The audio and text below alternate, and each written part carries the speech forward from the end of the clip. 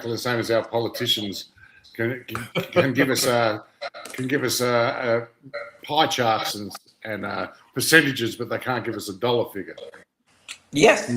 I mean, look at all the political stuff, how they flipped completely out about Citis Vigilante, all the websites and all this stuff.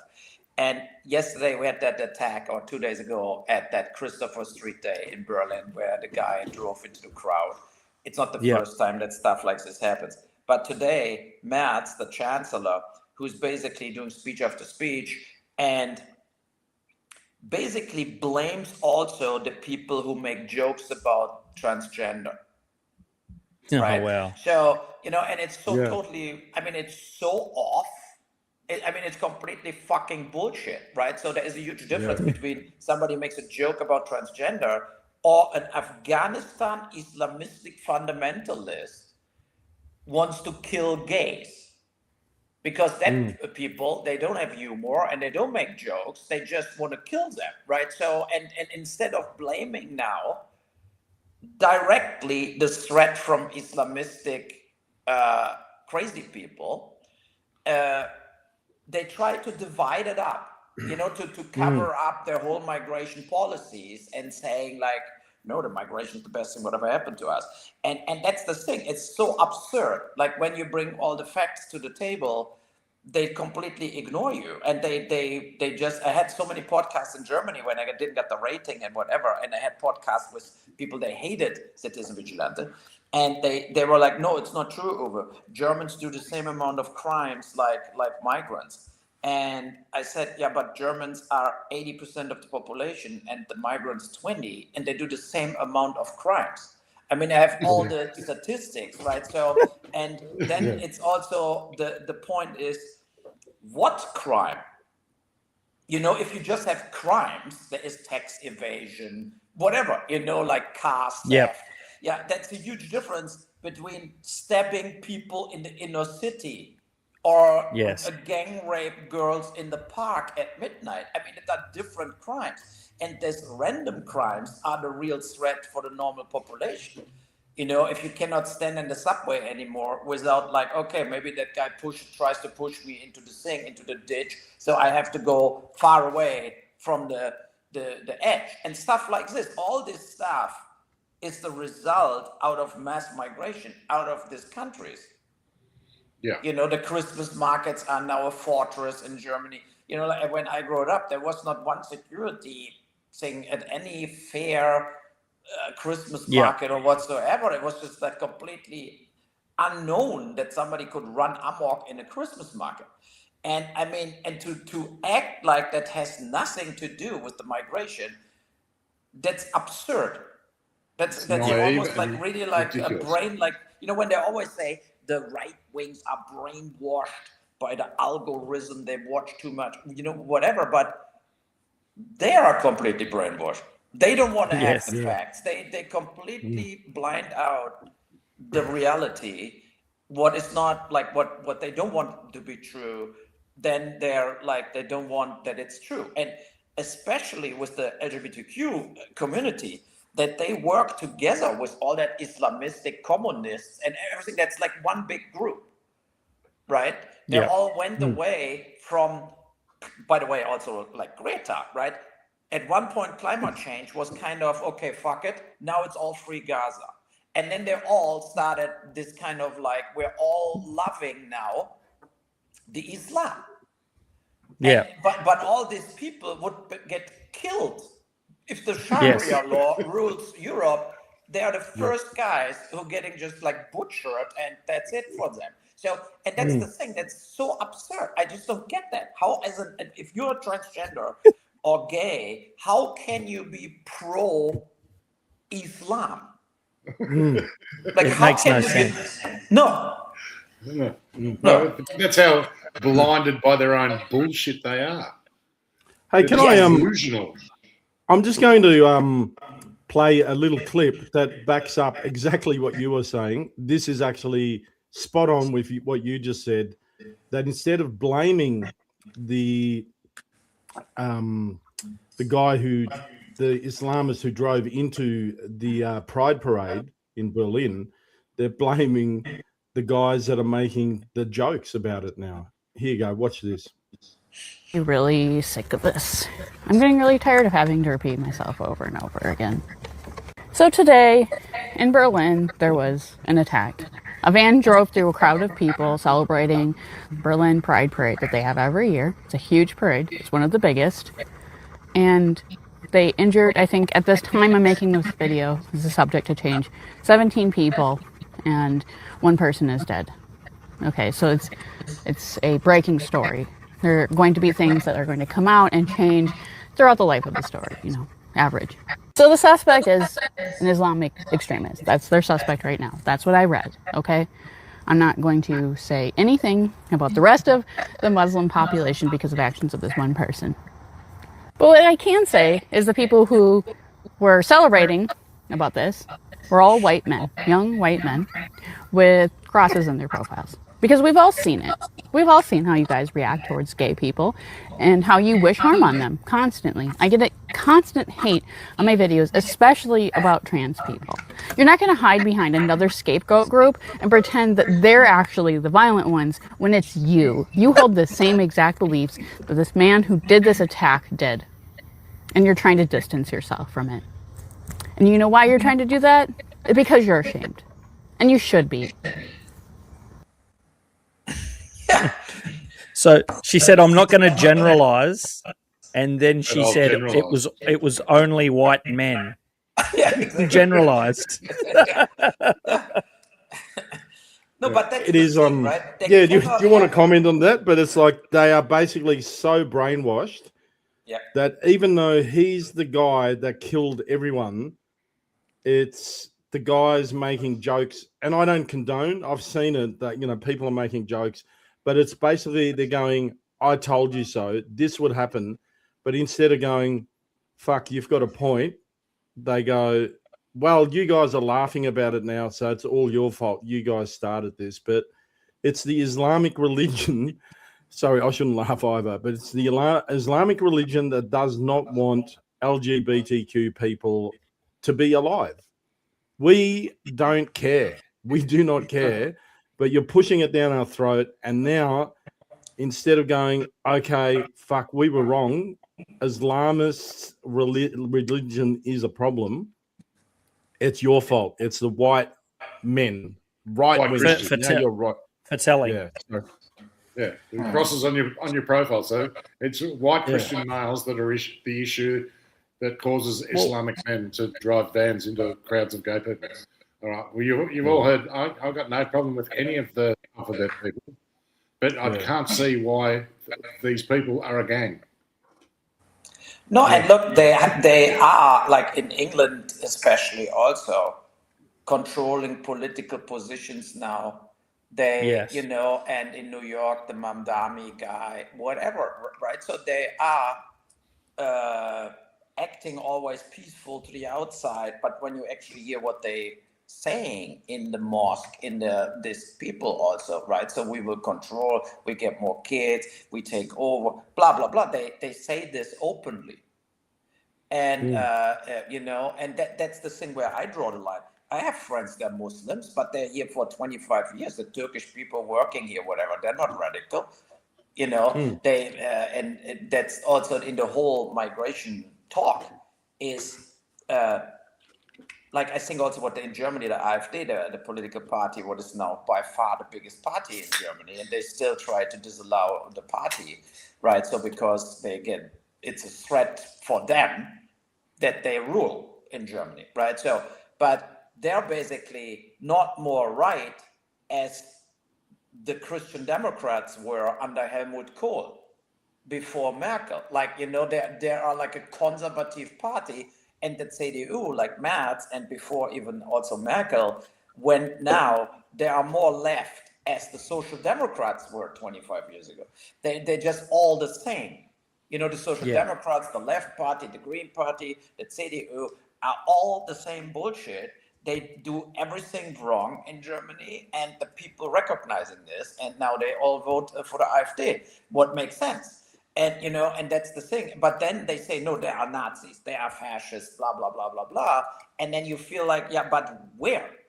Like, you think the AfD wants Hitler Part 2 and opens concentration camps, whatever? Like, even the Jewish population in Germany said the only party we recommend to vote for is the AfD because they would protect the Jews. You know, if you live in Berlin and you're a Jew and you put like a cappy on or whatever, you're toast. Like, go in the subway, you will see what happens to you in Berlin. If you visible Jewish, you know, you're not safe at all. And that's the thing. It's completely insane, basically, how this kind of facts don't matter anymore, and now it's all wishful thinking. And I mean, we are all here a little older already, you know. And how I grew up, I never questioned logic. I never questioned it. And I think the politicians how I grew up with, even if they were left or right, they were all accepting the facts, but they made different solutions, right? The Social Democrats were a little more like, look, we need the union stronger, blah, blah, blah.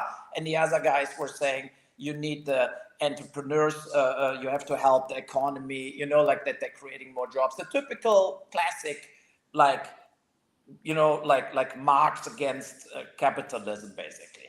But you never questioned these people that they're completely out of their fucking minds. You know, and I think that's my problem now, where you listen to this and you feel like, how can you not see this, that what you just said is completely bullshit and has nothing to do with the reality, you know? And I even, when I was the podcasting with the more left-wing media in Germany, I put all the numbers out there, right? So the official numbers, and the official numbers are already a little doctored, you know, like from the police or whatever. They try to doctor it that the right wing looks bad, but there were 1,100 right wing violent crimes last year in Germany, 1,100, but they were like registered, right? So it means, but that was mostly like throwing a stone in the window, having a fight on the street, but not murder. Right, there was like that. There was not a visible right-wing guy murdering somebody or raping somebody. So, but you had 11,000 anti-far left-wing crimes registered. You know, and then you had registered from the migrants 940,000 crimes. Far out. It's 45% of all the crimes are done by migrants. You know, and people not from Germany who came, who are a little longer. So, but that's not the facts. And this is the fact from the fact from the government from now, who doesn't want that. They don't want that. These are the facts, right? But at least the police and the organizations and the courts registering it in a okay way. And I mean, how can you not react to this? How can you just sit there and say, we have absolutely no problem, get half Afghanistan shipped here? You know, like where you think like... more. Yeah. And that's the thing what drives me completely insane, you know, and you cannot have this kind of situation to let people in who say, look, we're coming here, we will only get social welfare, we never work, our women have to have the burqa on going through inner city, we give a fuck about your laws, and at one point we will just take over and kill you. And they say that, you know, and you're like, they openly say that, good for me. That sounds good for me. Let's continue with it. I mean, more, but please. That's the absurd world we're living in, where you say, you listen to what the guy just said, and they reacting like that girl from the video you play. We've had migration and mass migration in this country for 200 years, and it's worked so well. Ask the Aboriginals. They're pretty happy with the mass migration. The only thing that makes sense to me for the politicians on how they would be able to ignore the facts is if they want to. I don't think it's an accident. I feel like they're ignoring it because I think they want society to be in a bad way so they can push more laws through while people are in chaos. Or, I mean, there's no other real reason except for they want it, because there's no way you can see those numbers that you just told us and think, no, that's okay, let's get more. That does not make sense. That doesn't make sense. So there's the only real other thing is they're that stupid that they don't understand, which is also bad, or they want it to happen on purpose for whatever reason.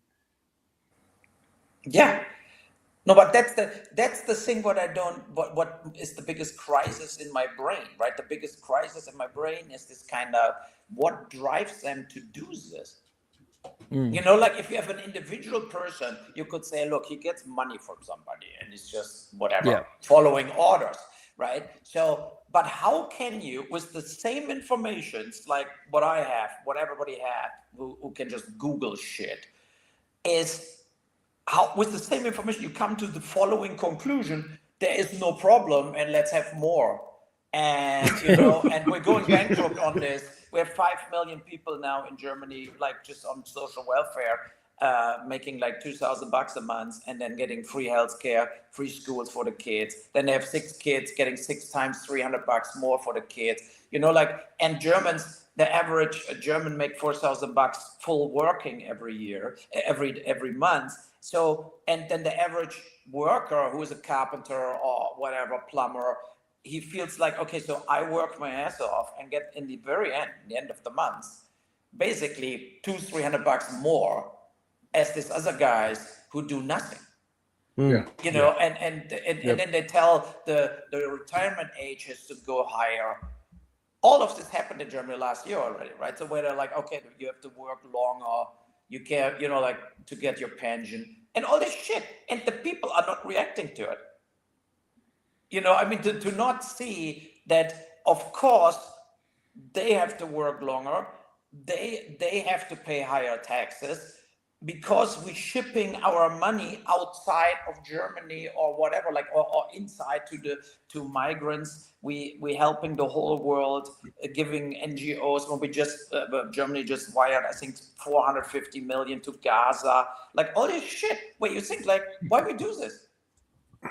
Like why this kind of idea to say, by the way, you are ruling, you are the government, you are there to protect Germany and Germans, and not having like putting the money everywhere and Germans last. Just that's just so idiotic that It makes about as much sense as our government throwing $100 million to stop Islamophobia and another $100 million to stop Zionists. You know what I mean? To stop, Jewish hate crimes. Stop Jewish hate million crimes. each. Yeah, here you go. $100 million each. So anti-Semitic and anti-Islam speech, we've spent $200 million on. Australia's also sent in the realm of $200 or $300 million over to Gaza throughout the last few years. And we ask the same question: why? What are we getting out of this? It's taxpayers' money going to people who don't pay tax. No, and then they're digging more tunnels so they can put more like Gucci bags in what they buy with NGO money.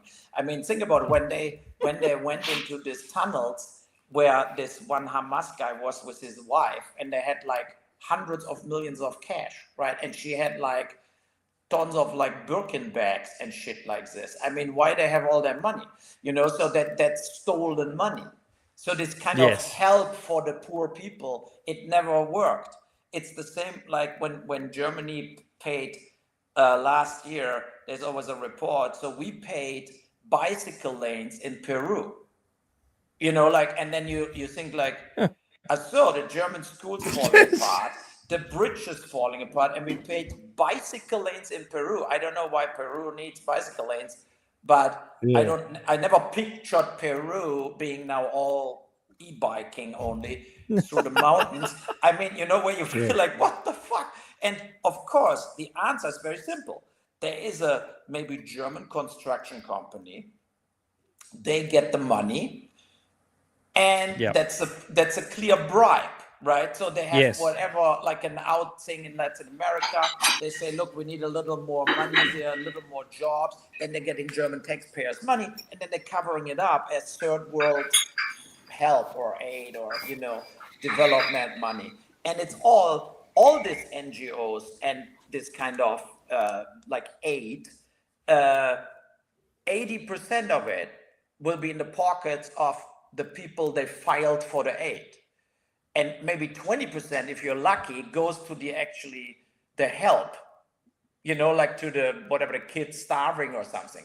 80% gets completely sucked up from whatever, like the people they just do, like, give me 10 million bucks and they help poor people in Africa, and then he pockets aid or his company pockets aid. So it's a total waste of money.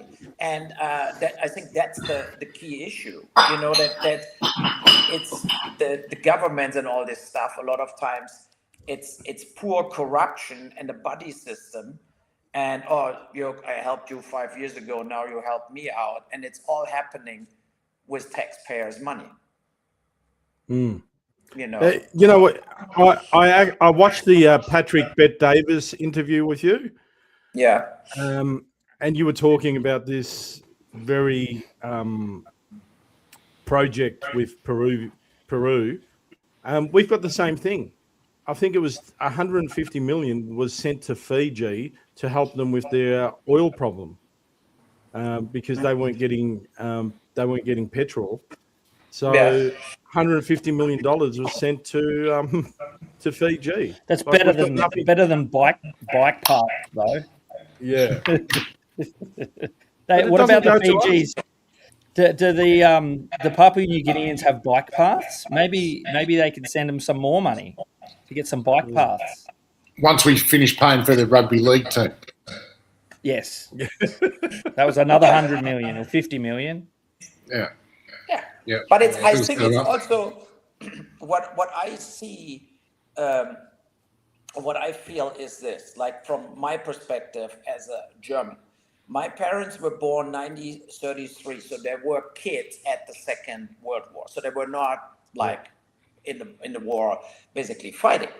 And my grandfathers were both in the war in Russia at the front and came back like 2 years after the war, like in an, of course, catastrophic shape and horrible, like starved out and all that stuff. And then them and the generation of my parents, they rebuilt Germany and created the wealth.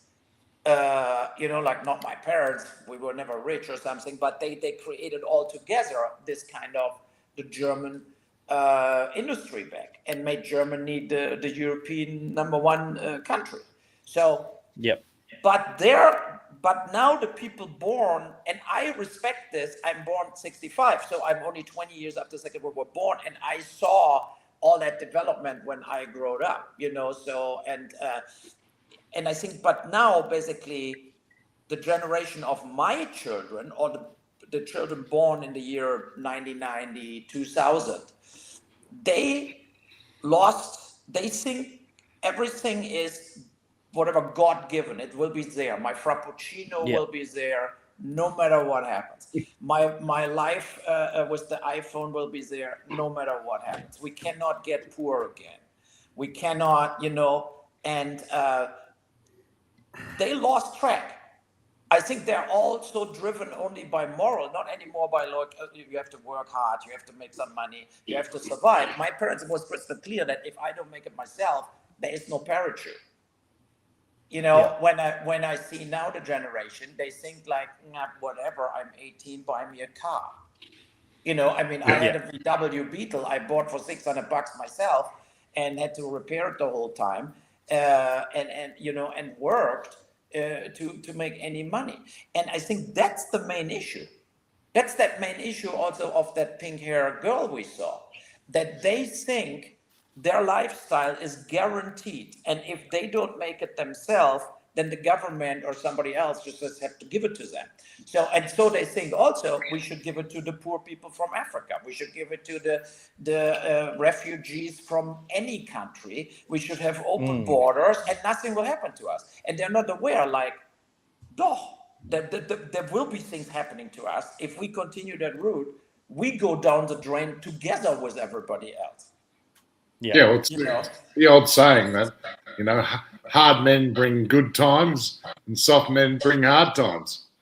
Yes. Simple as that. A generation of soft people are going to bring hard times, and they just don't realize it yet. No, but when the accelerator is too much, you will not turn it around anymore. No. That's also the reason I did Citizen Vigilante, because I know nobody would make a movie like this. Nobody would get subsidies. Everybody will hate the person who will do a movie like this. That's the reason I did it, because I felt, look, we need to shock these people, like, in this way. Like, guys, at one point you have a battle for existence.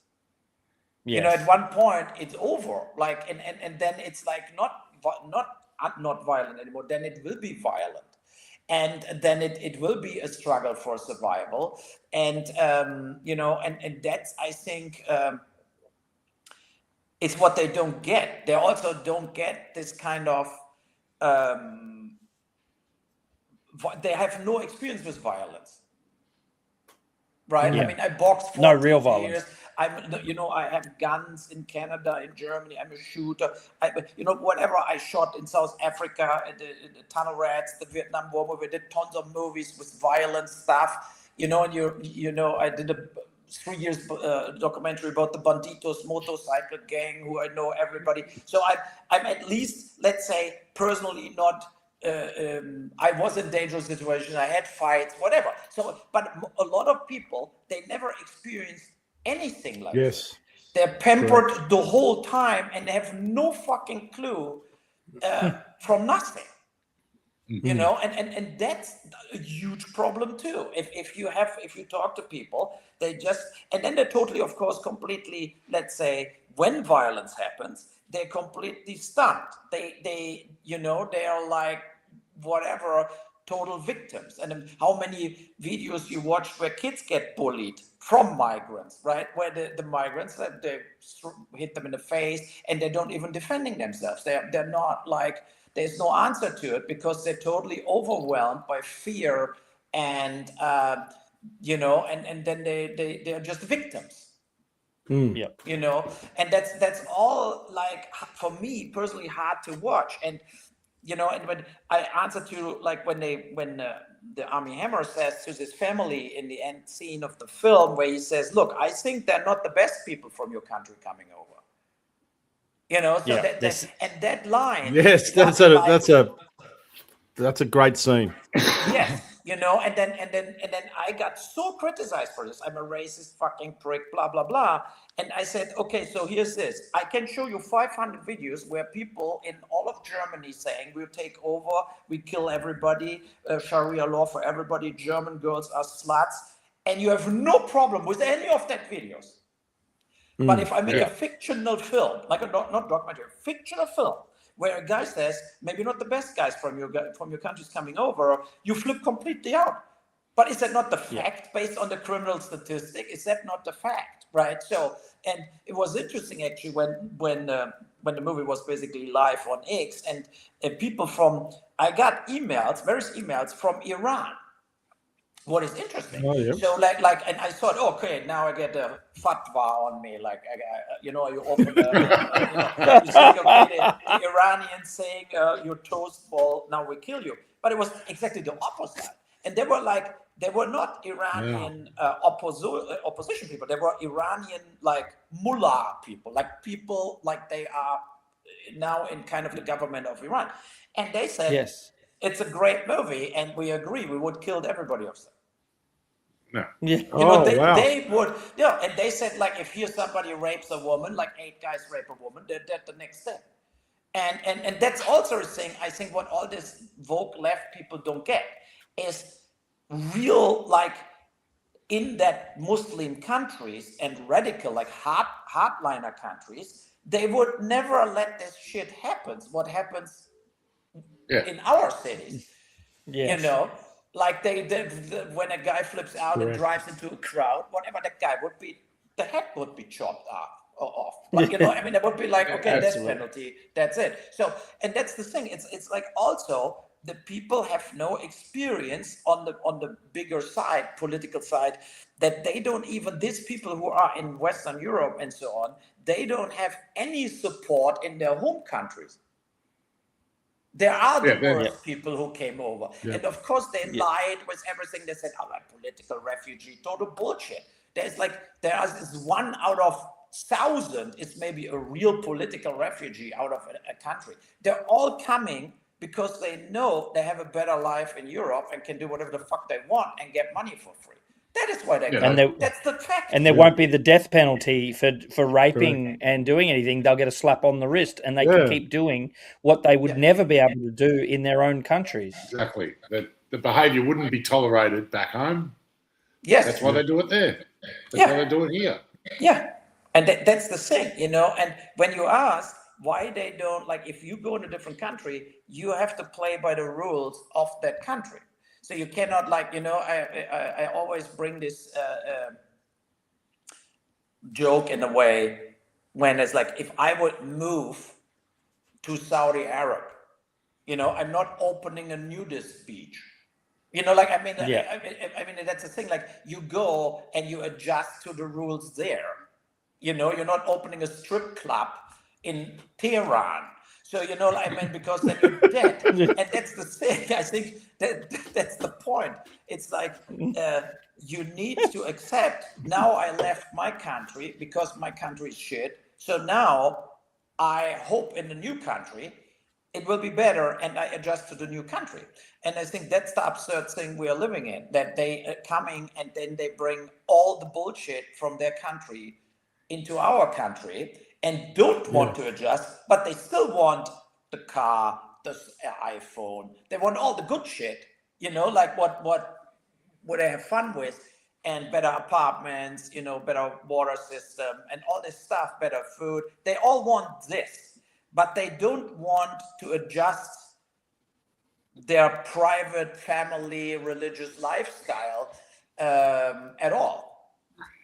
They look down to Christians. They look down to the society they're coming in. They think they're like basically, they look down to the population in not accepting this life here is the result out of a totally different culture.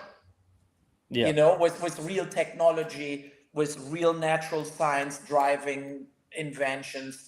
And all of this, like that's and self-control. Yes, and self-control too, and morals, and yes, You import people from the third world. You turn your country into a third world. It's simple as that. The difference between a first world and a third world are the people. Yeah. Wait 1 second here, KJ. Here. Okay, good. But here you have to keep the dogs inside. My sons want to go to the barber shop getting a haircut. And you're not going? Look, you're not going with them? He already shampooed his hair earlier. I said, look here, I don't need the barber shop. I have a machine. In 2 minutes, I'm done. It's way cheaper. Yeah, that saves money. So, and now the dogs will start barking. Oh no, they're silent. That's funny actually. But normally they're completely out. So, yeah, I mean, to try and pull it back to Vigilante real quick. In making that movie, you obviously knew that it was going to create a bit of a shitstorm. Was that the point? You said earlier to wake people up. Was that the point, or were you sort of trying to make? Because I know that a lot of your movies, you've got a kind of a style, and it very much fit the style of the movies that you make. And I thought it was really good. But did you sort of want to create that firestorm as well, or was it purely just a good sort of angle to make another movie? Both. I know it was like, look, I did right before that movie Run. What was also with Amanda Plummer, James Russo. I don't know if it's out in Australia, but this movie what plays in Italy, and it's like a holiday island, and it's like, but the boats coming in every day, And I show one day boat come in, and you have like the local people. They don't make any money anymore because too many refugees coming to the island, and so they're basically mad that the boats come, the rubber boats coming in from Africa. So now you have a situation where one guy, like most of the refugees going then getting registered and whatever, and they are kind of in a camp, but two guys are drug dealers, so they're getting picked up already. And it shows like if you have a full boat with refugees, you have all kinds of people, right? So and you maybe have a few bad apples and whatever. And one guy takes a kid as a hostage, and there is a scene, and that was for me the key scene where I did the movie. So that guy has that kid, and now a professional diver comes from behind and shoots this guy with a harpoon from behind, but he collapses on the kid and kills the kid with the machete. So they're both dead. The kid is dead and the guy is dead. And then comes that situation where that woman, the professional diver, she gets arrested for manslaughter. Oh. And her father says to the police, you let her out of jail. No refugees, no manslaughter. Without these guys, there would be nothing happened, and there would be. So she tried to save the kid, but of course they're transporting her away out of the city, and then the father, James Russo, and his buddy attacking the camp, like the migrant camp, and there's a huge, like, kind of a massacre in the end. That movie got good reviews, no problem with anybody. Sorry, what was the movie again? What was the name of the movie? I think I've watched it. Run. The name is Run. And it's I think I've watched it late at night because I love James Russo. Yeah, I didn't realize you directed that. Yeah, I will send you the trailer, or we have a chat function here. I can get the trailer, or just send it to me on Facebook or whatever. Yeah, on Facebook later. So this is amazing. Yeah, I'm pretty sure I watched this 2 years ago late at night. I love James Russo. Yeah, and and it's also. And there was a warning, like kind of a more in a drama, because a lot of side plots, and it all plays only one day. So it was kind of a warning, like, look, if you overdo it and you get too much, you destroy it all. You destroy the city is bankrupt. Everything is only about the refugees. What basically happened in Lampedusa in Italy, right? That island is toast. And and then I felt, because the subject matter is nagging on me, like whatever, I felt, okay, they need something harder. They need something like so blunt that the last person wakes up and gets it. And that is why I wrote Citizen Vigilante, right? So I felt like, okay, so now I don't try to be evening out. Now I focus on just crime and the guy who goes for it. And then this Hamburg cases in Hamburg, that mass rape case, there were 2 mass rapes where the people didn't went to jail. The judge was all whiny about the not the victim, about the perpetrators, like all the poor perpetrators, and all this stuff. And I used that case for the gang rape in my movie, and then also this kind of two-faced. The sister sees the rape, but she's not doing anything about it. She thinks like all these Western girls are whores, because they don't cover up and stuff like this. That's all happening. That's all true. And that's, I think, the point to shoot a movie like this, to have this kind of, the law enforcement, the governments, they all totally dropped the ball. Yeah. Like they're covering up heavy crimes. The courts are not putting people into jail who are crystal clear, like violent gangsters. I just wanted to say we've got the same problem here. It seems to be a worldwide problem. Yeah. An Iranian national who drugged and raped a 13-year-old girl in her bedroom will not be deported or jailed and will keep receiving taxpayer-funded NDIS support while living freely in the community, which is disability for us. Arash Farazad spiked a mother and her daughter with benzodiazepines during a fake job interview, then raped the 13-year-old while threatening to cut her throat. He told psychiatrists he had sexual interest in girls of 13 because Ozzy Osbourne was with a 13-year-old and he wanted to try it out. I don't know how true that is. I haven't fact-checked it. But the truth is, and the fact is, we've had a heap of them. But we've had a heap of these people being let go. We just had all over the news a Chinese student, so it's not just Islamists, but a Chinese student that filmed 150 women in a public toilet because he wasn't sure what gender he was, and then the judge let him free. The judge let him free. Get this, because it endangered his degree, and he was studying to be a doctor here in Melbourne, Australia. but It's absurd. It's exactly. It's like basically Catch-22. You remember that movie or whatever? Like where it's you live in the balloony world. You know, when I was at the third rating, the rate when Germany didn't give the movie a rating, right? It's not allowed to basically put now on Amazon Prime in Germany. So it's ridiculous. So you have to watch it in Austria or Switzerland with a VPN to watch it. And you buy the Blu-ray in Austria and then they ship it to Germany. And people from the rating system, they were gendering the whole time, talking. Right, so when you talk, like we say whatever, she or he or whatever, like it's this kind of, the attorney would say this. They would always say the attorney and then the female form additional. So there were a 40-year-old man who are so trained their brain that they actually could gender talk. Like this kind of, it would be too exhausting for me to do all this, right? Yeah. I say, the plumber is not coming. I'm not saying, the plumber girl. What, I don't even know how to say it in English. Yeah. But Male, in Germany, he, you him. put a different ending to a word then. And they were like, Tommy's a cis man. Yes, something like this. So they were like, but they were like naturally talking like this. And I was looking at them.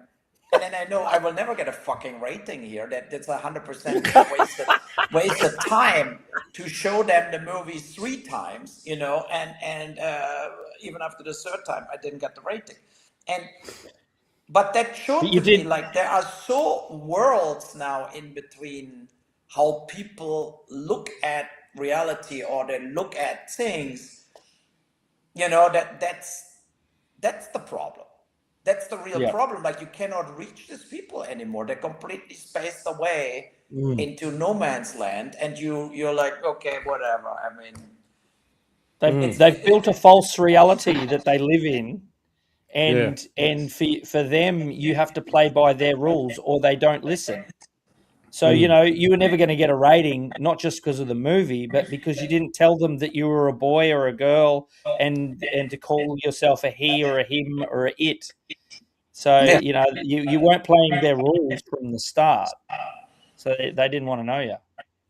No, but they also were able, in a way, to get in all that positions. I think that was also, I have to say, I have no interest in being in the political, like doing political work or whatever. I make movies, and I cannot sit in a sticky room in the bar and put posts on that, going around and working my way up in a political party to come in any position. And I think they were doing all of this. I mean, they were actually putting the work in. There were these kids in school nobody wanted to play soccer with. And so instead, they're ruling now the country. I mean, that's also a thing, right? When you see in the German parliament and the German government, there are so many total losers who are basically, they would never make it in any other job. But they worked their way up, and they are now like health minister, defense minister, like shit like this. Ursula von der Leyen, like the boss of the EU now, she was like German defense minister, got fired by Merkel. Then they didn't know what they want to do with her. Then they put her into the EU, right? So like they put her to Brussels because the Christian Democrat under Merkel, they didn't want her anymore. And as usual in the political parties, everybody falls soft, right? They're not getting fired like you're a fucking idiot. Go and be, like whatever. No, it's like we call them ambassadors here. Yes, they go. Then you go to a different country. They work in the consulate. Yeah. So you all fall like soft. And these people are now in the driver's seat. They are in all the political parties. The Klingbeil, like the co-chancellor from the Social Democrats, and is the Minister of Finance. He is proud to be an Antifa member, like proud in interviews, like, I was Antifa, whatever. Wow. And he is never studied anything, never finished the high school. So he has no qualification to be a finance minister. Like he's just basically completely unusable. And you see that in, of course, all the interviews when then experts ask him about something, whatever. If you tell him what happens when the interest rate goes up 0.25%, he has no fucking clue what they're talking about. So it's like, no, but that's the truth, right? So he's the boss of like 28,000 people working for him, but he has himself no clue about the economy, and of course makes one shitty decision after the other. And but that's now the politicians who ruling us. Yeah, and so that's all of them. Yes, it's all of them. Horrible. It's a worldwide phenomenon. These people can't get out of university. But they find other losers. They find all the other losers and give them a job as well. And they're like, you weren't able to play soccer at school either, were you? Jump on board. You can probably be the finance minister. I've never done that before. Don't worry about it. It's not hard. Just make it up. That's what we're doing. That's a good analogy. It's all the kids that were bullied or didn't make the soccer team. 100 meters. No, and they're so righteous, right? So they're totally righteous. And they are sitting then in their suit in the TV discussions and getting invites. And it all looks, because the public TV in Germany is also paid by the taxpayers, so the government controls them too. So it's this kind of, it all looks fine on the outside, right? But then the results are catastrophic. And, where look at before the Green Party, the last government, the Green Party was in it, and Habeck was the economy minister. And he is a child book writer, and then he's a what writer? He wrote books for children. Children's books. Yeah, children's books. Okay. And then he was the economy minister of Germany, and so then when Merkel made the decision, we shut down our nuclear plants during Fukushima, and then the Russian war started, and we didn't get any more Russian gas. They still blowed up all the nuclear, like they shut down the nuclear plants. They blowed up like other like oil driven stuff. And then they had to go, because now we're out of energy in Germany. So they had to go to Qatar and the US and buy liquid gas, right? So what is like, as the Green Party, it's the worst you can do for pollution, the worst you can do for the environment, because it comes with big tankers. So they gave up any kind of, we're the Green Party. They were just righteous and like, we're not taking any more gas from Russia. Whatever, like they made one horrific decision after the other. And then the German industry walked away, produced in China, now in the US. And everything goes down the drain in Germany. Like, look at when you look into the German situation, the car industry, the chemical industry, they omitted like 400,000-500,000 jobs in the last 2 years. VW, like the biggest car maker in the world, they are like close to bankruptcy. It's like, and it's all we've got the same here. They have nothing.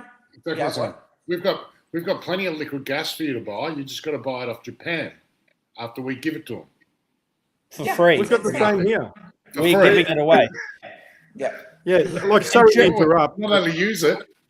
We're not allowed to use the We- uranium, the coal, and the oil and gas that we dig out of the ground here. or But we or don't sell mind it. or sell it. We'll just Giving give it it away. away. Yeah, we Yeah, give it away. so sorry, Yui, to interrupt. This is how fucked Australia is. We have got the biggest natural resources in the fucking world with uranium, gas, And gas. all of Coal. this stuff. So, but it's bad for the economy. So instead The of environment. for the environment, sorry, for the environment. Yeah. So we don't use it here, but instead of saying, well, we're going to protect the environment, so we're not going to mine Use it. any of that, we just send it overseas. We send it overseas to China. Mostly to And China. in return, China gives us wind turbines for like fucking, I think each one is $5 million each fan that we buy. It is nuts. Yeah. Fan. No, but it's the shift, right? So I think Yep. China is the only country right now completely unemotionally taking advantage out of everything, and they think the whole time, the Europeans, the Americans, Australia, they're all like out of their minds, and we have to use it in our advantage, right? So that's they are completely, they have no emotions to all this shit, and they would also never accept mass migration from anybody. So and they in a way they're very clever. So that's how I see it.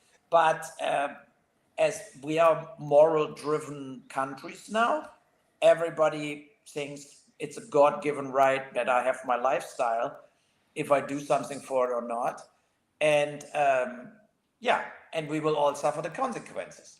I'm more worried about my kids, not about my own. I think I will make it out, whatever. Hopefully, I'll live another 25 years, but I will make it out half-ass through the disaster. But I don't see how we are all looking in 30, 40 years. I mean, it will be total mayhem, like Mad Max Part 5.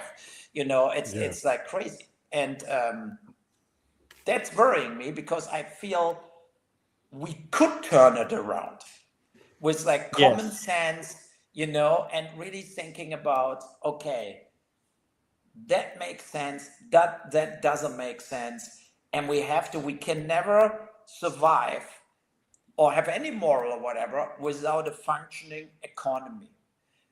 When you don't have jobs, when you don't have like a real industry, when it's all bullshit basically, and all made out of debt, okay, let's go deeper in debt and pay all this shit. That's what politicians in Germany at least doing. The best was that I'm out of time here, so I have to stop the interview. Sorry, we didn't even ask you how long we've got you for. Sorry. It's just been very interesting. Yeah, no, they did, like in Germany, they had a cap on the debt, and then when the new government came, they said, look, we do 1 trillion, but it's not debt. It's an investment in the future, right? So, and then they said, because of the Ukraine war, we have to invest more in the government. We have to, in the military, we have to invest more, blah, blah, blah. And then within a year, they completely abused this 1 trillion extra investment money, what was, of course, extra debt, because they owe it. They abused it for everything. For everything. They don't use it for the infrastructure. They don't use it for the military. Yeah. 80% went in all the holes they had to fill. And the big hole was, of course, we spend 100 billion a year for the migrants. That's the reality. It's like when you're really adding the costs up, it's like you're on 100 billion a year in Germany, spending on people that don't work. They bring the inner security in danger. They bring nothing to the economy. They will not pay our pensions, how they always say. That's all total bullshit. And, that's the thing. And the only country in Europe, I have to say that in the very end, the only country in Europe, what counts the cost of migrants, like the real cost, is Holland, Netherlands. And they put a list out last week, and they're coming in, like if some person from Scandinavia goes to Holland and works, they make 200,000 profit on that person within 3 years. All the people from Africa, Middle East, around 500,000 loss within 3 years against the economy per person, right? Not per family, per person. 500,000 within 3 years in cost, because they are counting it correct. They don't do only like, okay, they get $2,500 a month. No, they correcting the school costs, public transport, free books in school, free health care, apartments, furniture, all this shit. What they're getting as package, right? They're coming with a suitcase, so now they're getting an apartment, but they don't get an apartment without furniture. They buy. There are companies, they're making money bringing the furniture in this apartment. So the Dutch are the only ones who put that numbers together, and it's horrible for every other European country because they don't want that number out there. Yes. They accounting. They have so many different pots where they hide the real costs of 5 million people in the country living on us. They try everything to hide it. Yeah. 80% of taxpayers' money go to people that don't pay tax. Yeah. Yes, but when I file my taxes, they're coming every year. Or you try to write down these 2 dinners. And it was a private dinner, so we took the $700 out of your like shit like this every year. They penny pinch on every dollar you pay in taxes and try to get every year more for your when you own your house. The taxes on your house go up every year. The same shit. My health care goes up at least 10% a year more costs for health care.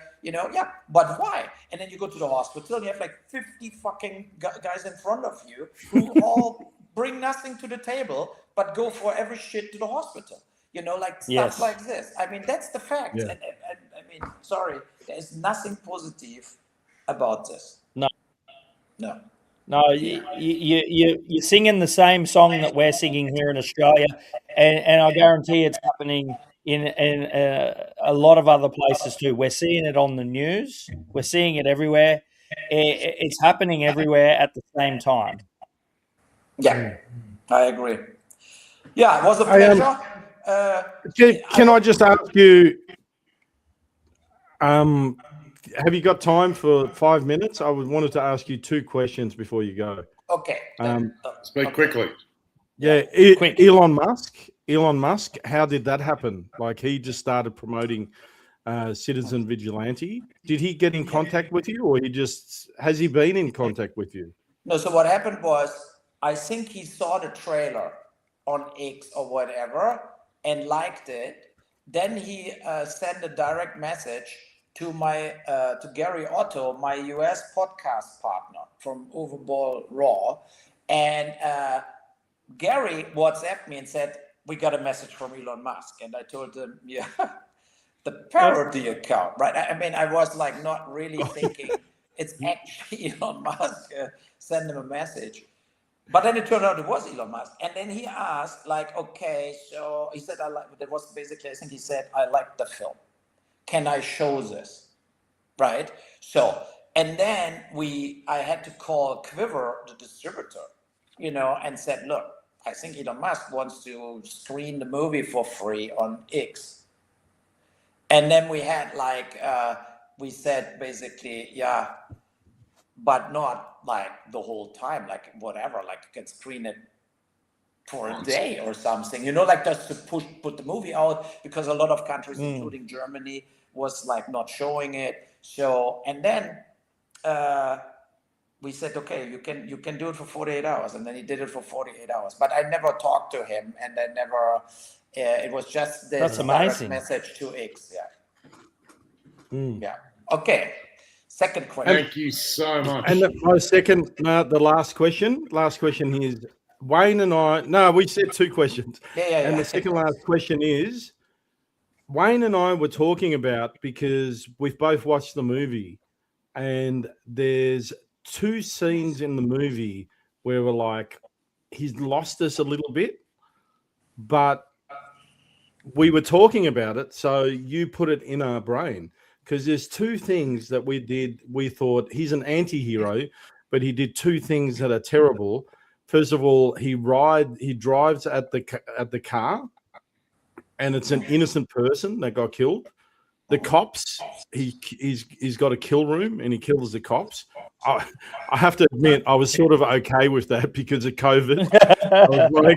I was like, well, you fuckers basically became Stasi, but we were like, well, but I see the point that you're trying to make, and now having talked to you and having listened to the Patrick Bet Davis interview, I believe, and tell me if I'm wrong, but you're actually saying, okay, people want to take it into their own hands, but it's actually not okay if you put it in their own hands, because they can just start killing random people. Yes. I think yes. Yes, no, you're totally right, because it's like the thing, like when you had the Henry Novak case, right, and then they burned down whatever a house with migrants. Yep. That's bullshit, but understandable, right? Yes. So that's Okay. kind of the same situation where I say, look, if you overdo it, innocent people will get killed, the law and order is gone, and we have total mayhem, right? Yeah. So that's the thing. What they're not aware is, like, we don't want total chaos. We want that the existing governments getting the curve and doing it. And for me, it was also important to have like Sanders, the guy, is not a hero. He's just he has a military background. He's kind of cold. You feel he was growing up in this kind of boarding schools, but he's able to do what he's doing. So I feel that with the car, I had a lot of thoughts about the car too, and Army Hammer also. But I felt we have to make this point. What he makes there very hard is people stay in their lane, even if it's absurd. That is what he proves there, right? He goes in their lane, and he basically says, look, he just has to change the lane, but he's too stupid to do it, so he's dead, right? Basically. So that's very hard. But life can be very hard too, especially if things coming into action what nobody stops anymore. Like when you have the purge going on, then a lot of people will get dying. It's not necessary that they die if you have proper immigration laws, proper migration laws, proper penalties. So, and with the police, I mean, he warns the police, right? So he stands there in his bunker in the movie and he says, look, just go. But he doesn't This want isn't to going get good. Yeah, that's the thing also. And so I try to show him as kind of a cold individual who is doing in a way the right thing, who says the right things, but he is in a way overboard doing it. It's like kind of almost out of control. And I think that it's uncomfortable and confronting. Yes, that was the plan. I mean, in my Rampage movies, the Bill Williamson guy, he kills, of course, way more people as Army Hammer in Citizen Vigilante, and he kills tons of innocent people. And there was this trilogy. It was kind of an extreme I put out years ago, where you had the feeling, because everything what he says is true. Like Bill Williams, I don't know if you watched the Rampage thing, but Rampage, but we're going to. Yeah, everything what he says is true, but the things he's doing are like absolutely ruthless and so and cynical, right? And but that's the thing. But I think what Armie Hammer, like the Sanders guy in Citizen Vigilante, he really puts it in front of everybody that there is an absurd system now what went away from any form of reality and reality checks. And we need a correction. We cannot, let's say, continue this way without that we will get wiped out. Like we will lose everything we build it. I don't want that. I want to live in peace, and I want to live secure without being like nervous if I'm at a railway station, or nervous walking in the fair, or that somebody could stab me from behind and stuff like this. I don't want that, and I don't. I want to reverse with this kind of, in general, with this kind of policies. Yeah. Awesome. Yeah. Awesome. Well, I think you achieved that. I think you achieved that in this movie, and especially after having a chat with you, it's very clear, and I really enjoyed it. So I'm probably going to watch it again, to be honest. Very good. Oh. Especially when you have to pay it. Just by the way, I watched it for free on YouTube. Good. Watch it for free, but I'm buying it so that the money ends up going when it to comes you. Up. No, that's fair. And a lot of people did that. You know, I'm very happy that we went after the mask thing to #1 in America on Amazon Prime, and like on Apple, that we were like really getting money back, so that I will not lose the money with that movie. And I hope I can get a little money back for my Run movie, because it didn't make money.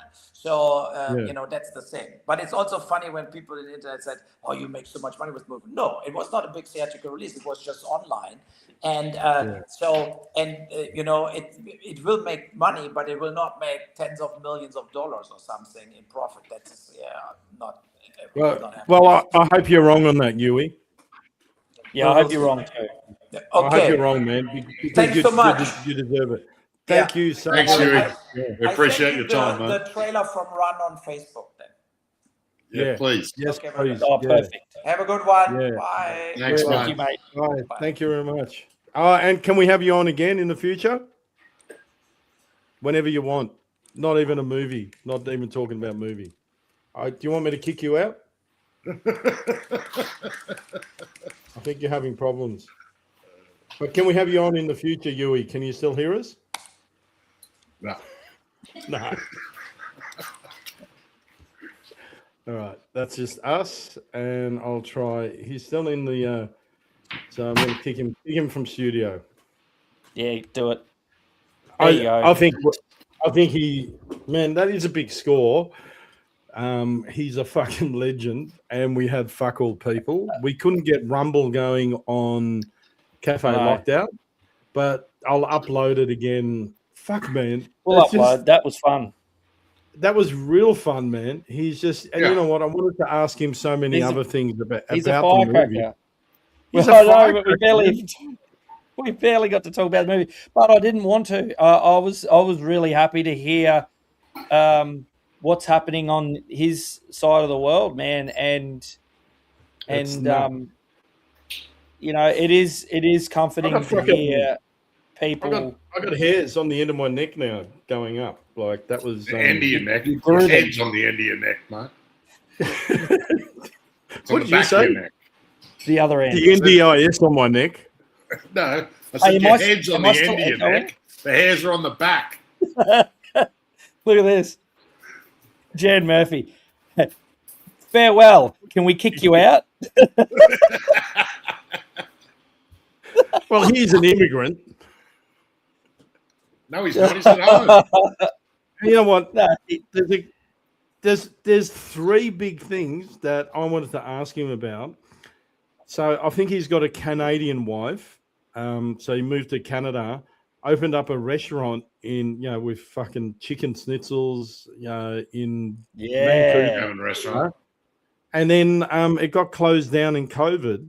And then he goes, in the Patrick Bet-Davis interview that I watched, he's like, oh, well, then I just went back. I love movies, so I went back to making movies. So he's just a character. And on top of that, I don't think, did I get to add in that the people that, like, he's got Raspberry Awards, which are for the worst movies out. But then he challenged five film critics to a boxing match, and he boxed all five of them and bashed them. He bashed him and he won. I think he's like an amateur or professional boxer. I watched a little bit of the match, That's and good. I'm like, these guys have got no chance. I could see his fucking posture, and it's like, fuck. And Patrick Bet-Davis. Patrick Bet-Davis said, would you do that again? And he goes, oh, no worries.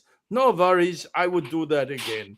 You got to watch this Patrick Bet-Davis interview. He's just a fucking... I am still in awe that I got him. I have to say that he just agreed. And then I'm like, am I getting catfished? And I'm looking at the Facebook profile and I'm going through it. I'm like, it looks real. It looks real, but it could just be like a fan. You know how they've got those fan pages? Yeah. And then you know what I did to confirm it?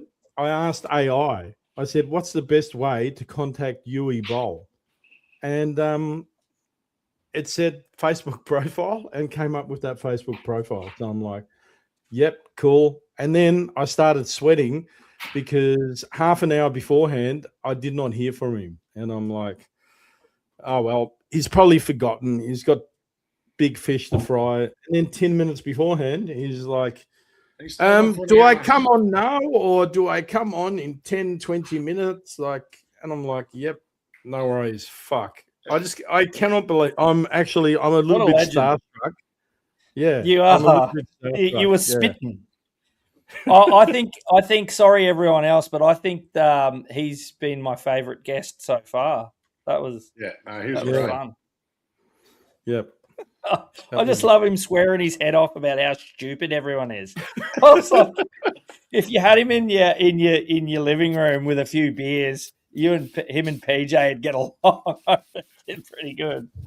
Well, and I love we had a Hollywood director on tonight. Yeah. And he's like, yes, not much money, $4 million. Like, yeah. And so, look, that's not much in regards to Hollywood. You know, it'll be $40 million for sure. Hollywood Productions.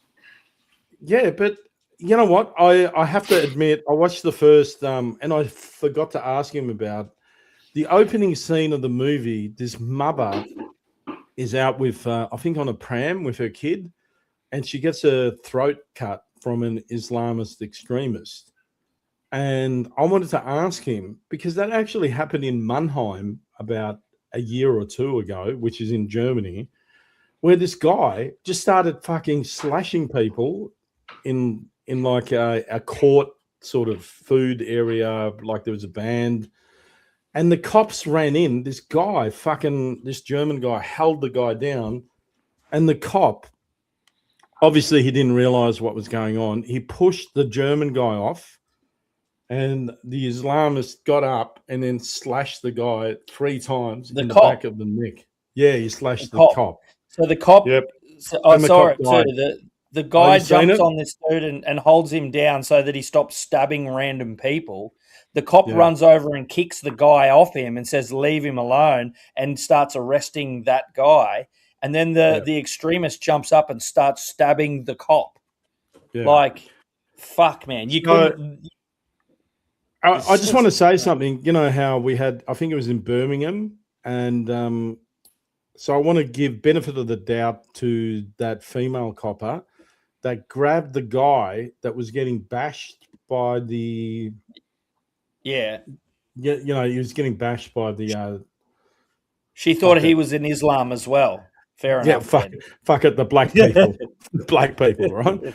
So she got him, and a lot of people have said, well, you know, he was easy prey because he wasn't going to fight back because he's the white guy and knows that, you know, he should not fight against the white copper.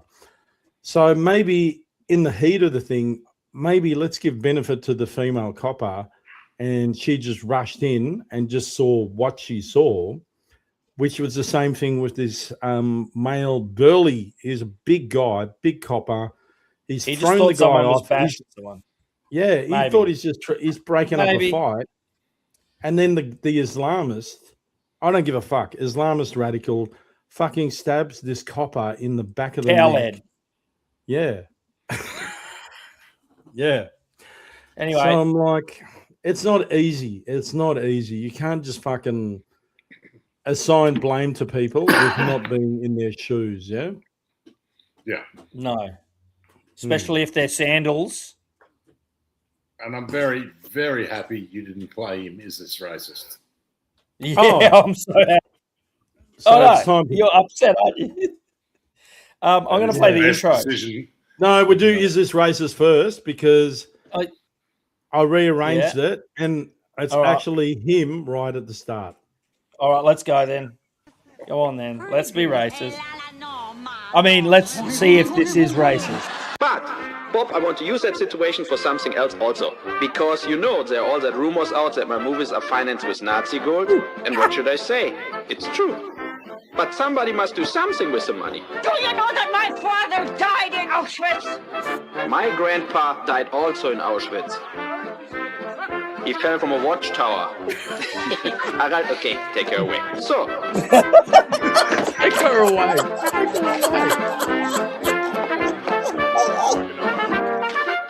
Something wrong, Bob?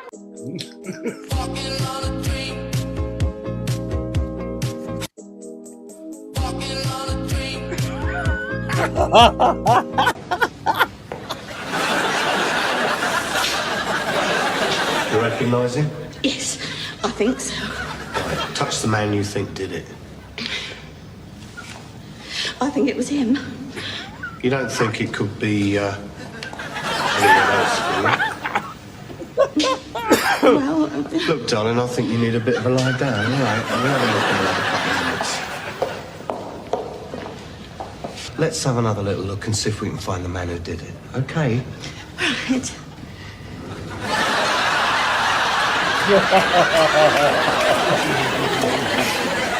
I'm not sure. Oh, I don't know. They all look a bit shifty to me.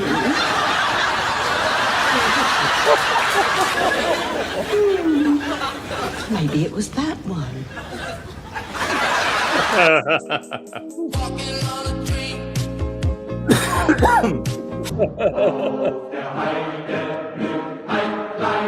Wonder how that would have gone down with me.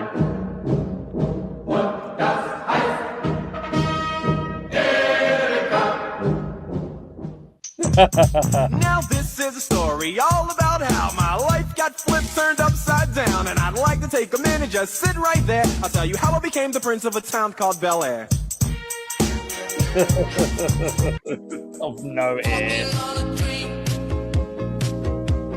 Good. Make a fist for me. Make a fist. Do you remember this? Relax. When I met Zion, I said, "Why do you want hands?" Zion, why do you want hands? He's a very, very intelligent young man. He said, "I want to swing on the monkey bars." Smith, this is for you. What is this? This is cotton. Smith, look. Cotton? Cotton. I never got gifted cotton. You are Lapidel? Yeah. Cristiano, my friend. Why did you give me cotton? Yeah. W gift, chat. It's my love. It's my love. W gift. Bro, y'all be gifting me anything in China, bro. I'm not gonna cap. Thank you. Nice. Yes, sir. Yes, sir. So you know before. That's brutal. He didn't even get it. That's picking him.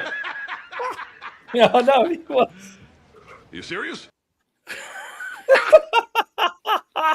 You got to put that at the end of every one.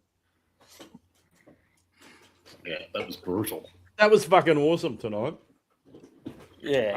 I'm still in awe that, and then I started looking up his resume. He has worked with Jason Statham, Costas Mandylor, Christian Slater, who I started watching Alone in the Dark. It's a video game. I wanted to ask him about how did he get fucking the copyrights for the games, or did they approach him? I'm like, so fuck. Look, it was a really good interview. I don't really care because we got so much out of him. He's just fucking. You know what? And he's a typical German. He reminds me of my fucking dad, basically. Just, but yeah, my dad's 90 now. So, but yeah, it's typical fucking German. Look, and you know what? This is why you get banned, Bess. you just keep going, laugh, laugh, bah. Like, you know what? And I think they're probably thinking this person is trying to sell something. It's just like, oh God, Righto. Let's do the intro. Oh yes, please, please. I fucking need that. This is a fucking awesome. What the fuck is this world? What have they done to us? What did they do to us? And you know how much? You know how much I'm reduced with the deficit this year? You know how much I'm reduced with the deficit this year? I'm reduced with the deficit this year? How much? I'm reduced with the deficit? 1,500,000,000. You know how much I'm reduced with the deficit this year? I'm reduced with the deficit this year? How much? I'm reduced with the deficit? How much? I'm reduced with the deficit this year? I'm reduced with the deficit this year? How much? I'm reduced with the deficit this year? How I'm reduced with the deficit this year?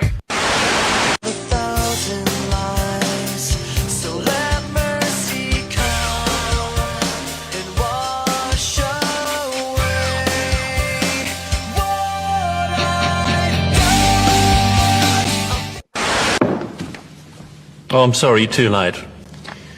Gave you plenty of warnings about time. You failed. Sorry. Excuse me, do you know who I am? I have absolutely no idea. Good.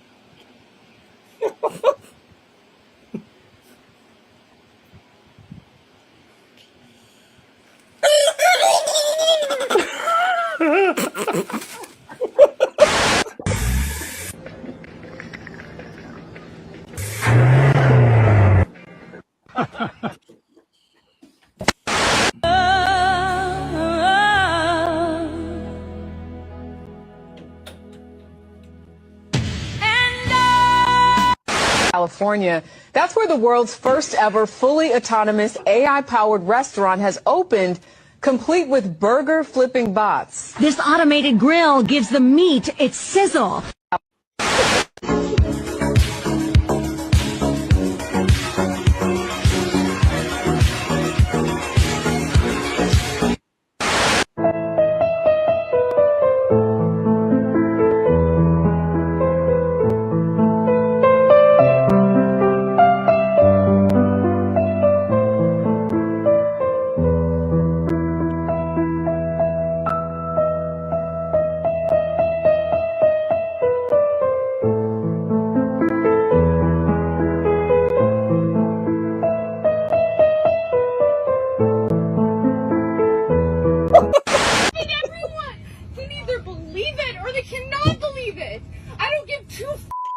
But I am telling you right now, that mother back there is not real.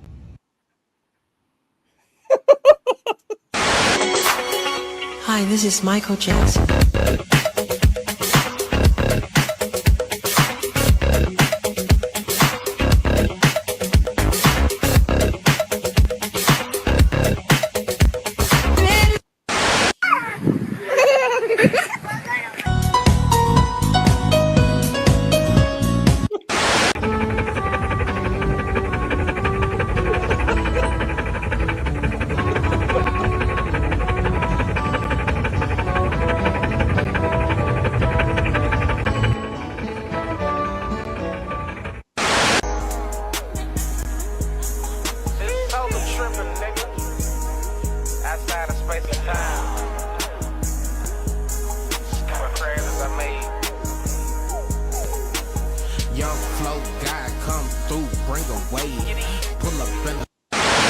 How I start my day as a racist TikTok influencer. I make sure that the sun is rising. It is. Next up is a skin color check. I'm still white, thank God. Then I check my goblin trap, see if I've caught any goblins overnight. It's always important to check the edges of your coins. Make sure they haven't shaved them. Never once heard someone on their wedding day be like, I remember when I met the love of my life, Darren, when he yelled out from the construction site, show us your mutt, you big slut.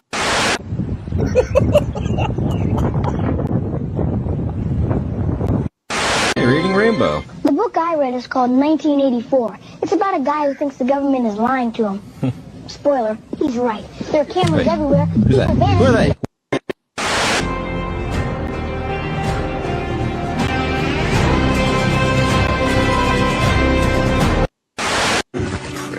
Watch where you walking, bitch! What did you... Wait a minute. I'm white! Where you going? Don't you ignore me! This is a perfectly good moment to throw your life away!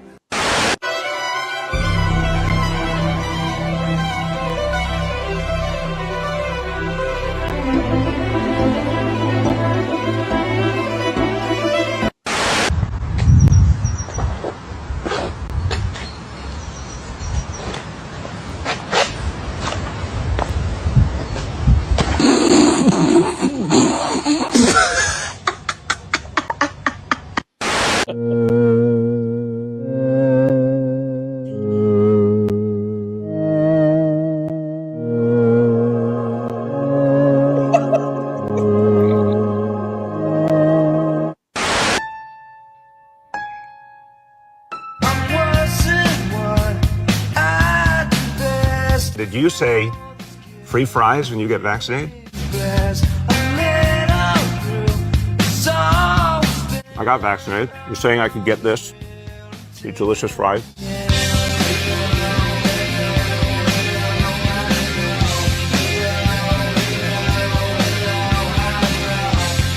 Wait a minute. But there's also a burger element to this?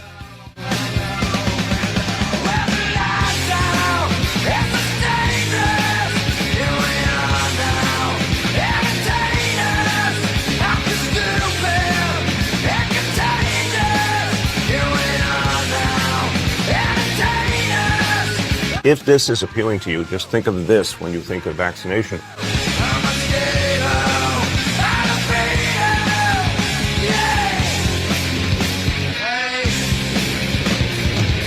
The staring is quiet and false news has become all too common on those movies. Without checking that first. Unfortunately, some in the bathroom was something wrong with the funds. Even it doesn't have to draw and school just in one way and this is really dangerous to the box. Vaccination. This is extremely dangerous to our democracy. This is extremely dangerous to our democracy. This is extremely dangerous to our democracy. I'm getting a very good feeling about vaccination right this moment.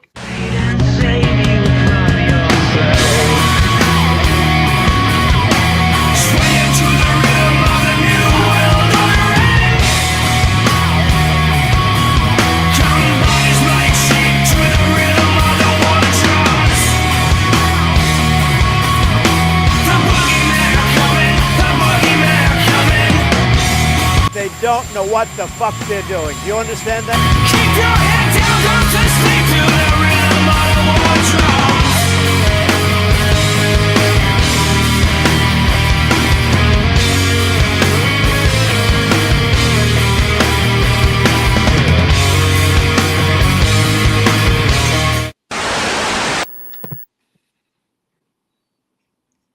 Ooh. Can't hear you. You're muted. Who is? Tommy, you're muted. Mute. Mute, delete. Great intro, I was going to say, 2 hours later. And we're doing intros. That was a great fucking interview. I reckon we'll get him on again. Like, you know what? It's so, you know what? I was going to say it's disappointing having the numbers that I'm just going to be truthful. Disappointing the number that we've got, but I'm actually glad at the same time because I was having trouble fielding numbers like questions anyway. Because I wanted to ask him what Nat said. Are you unsafe in Germany? Whatever. But it's just fucking. You know what? It's unbelievable. And I remember when we started, I know you think that we had a lot more people on. I'm 100% sure we got up to about 11 or 18. I don't think we fucking topped 20 on our first fucking podcast. We've had, I'm showing 230 at the moment. Yep. So, but who gives a fuck? It's just like, that cunt was just amazing. I just thought he was like, and it's an insight into. I wanted to ask him about the difference between Germany and Canada, and does he feel safe or whatever. But I think that we are getting credibility, and maybe he didn't. I sent him an episode to check out. You know, are you going to be okay? Which one? With the sort of content that we have? Yeah, it's like. Are you okay with is this racist? Basically, that guy doesn't give a fuck. I'm going to tell you now. I reckon if I fucking played it in front of him, he would have thought it was funny. That was a pretty tame "This is racist," to be honest. It was. I cut it down. I'll be honest. I actually thought I'd cut it down. I got the old one, and I got rid of some of the nigger elements. How thoughtful. PJ's touching his fucking ear. I didn't hear that. Oh, we've got someone back. Hang on. Oh, Michael Gray Griffith. Michael Gray Griffith is in the house. You gotta add him. Can to you the add thing. him? Hey, Yes. Tom. Tom, sorry, guys. Fucking incredible show. Yeah. Fucking incredible show, boys. Incredible. All three of you. Incredible show. Can you hear me? Yeah. But what I'm we're saying just pretending, is, we're pretending that you're not stoned. yeah, I'm not stoned. I'm not stoned. Okay. Yes. What I was going to say though, I don't want to come on the show. I'm fucking drunk. We've got a poll here. And people can enter the poll without revealing who they are. So why don't we test the numbers, set up the poll, and just say hit yes or no if you're watching. And if the numbers are greater than the numbers here, we know we've been fucked with. And if they're not, well, just nobody likes you guys. Yeah. Brilliant before show, I go, guys. All three of you, brilliant. We're not here for likes, Michael. Before I go to bed, I will upload it to Cafe Lockdown. I don't know why. Fucking Rumble just fucked up. I would prefer to have it on Cafe Lockdown because I know we'll get more numbers. It just does that sometimes. I can't figure out why. Man. And it's so frustrating. And you know what? I believe that it was just a glitch tonight. Because we've had fucking Williamstown outages and so on, power outages. So I will put it down as just a coincidence. One person. 100%. That's me. That's me. So it's 100%. Well, we just hit 100%. So that's There as you good go. as a COVID vaccine. Yeah, that's great. It's about as effective. And thanks for leaving Cafe Lockdown at the end, in the intro. I'm really chuffed about that. That's really sweet. Anyway, I'm going to go and get stoned. So see ya.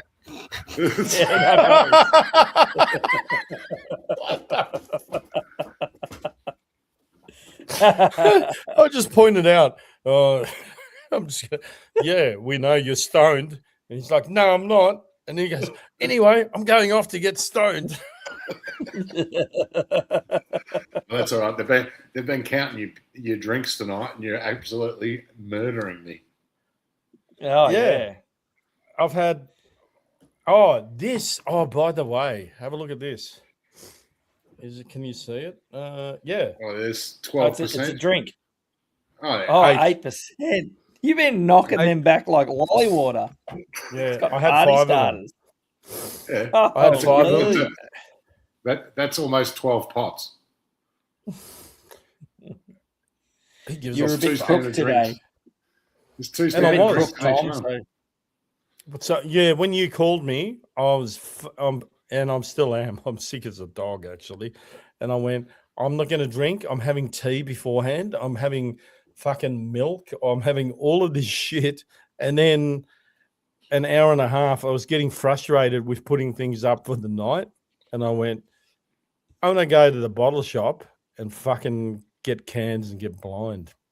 Who cares? Have a look on the side of the can. How many standard drinks is in one of those cans, Mark?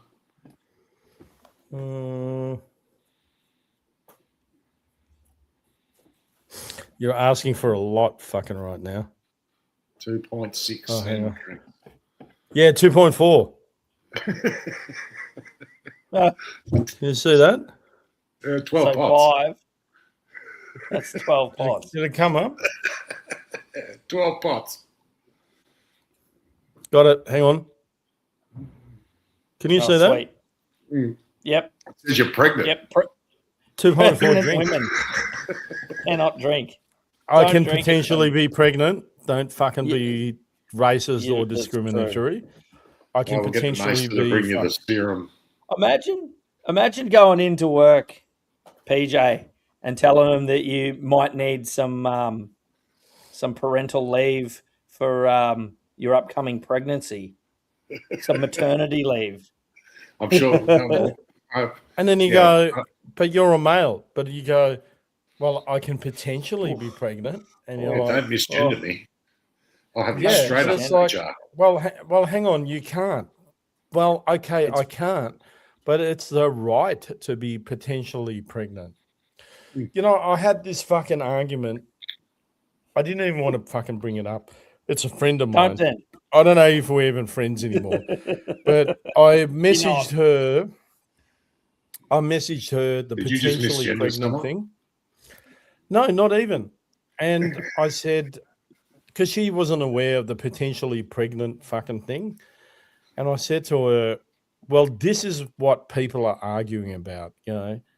And she goes, well, they're both stupid, which is Michaela Cash. And I forgot the other one, the woman that is for the women's office. And she's like, it's not about the right. It's not about being potentially pregnant. It's about the right to be potentially pregnant. And she goes, well, they're both stupid. I'm like, how are they both stupid?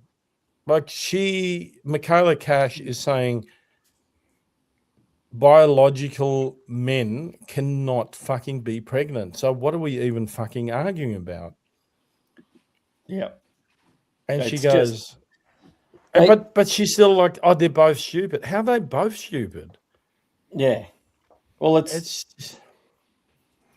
exactly like old mate said. It's just this fucking weird, retarded fucking lack of real logical ability and reality.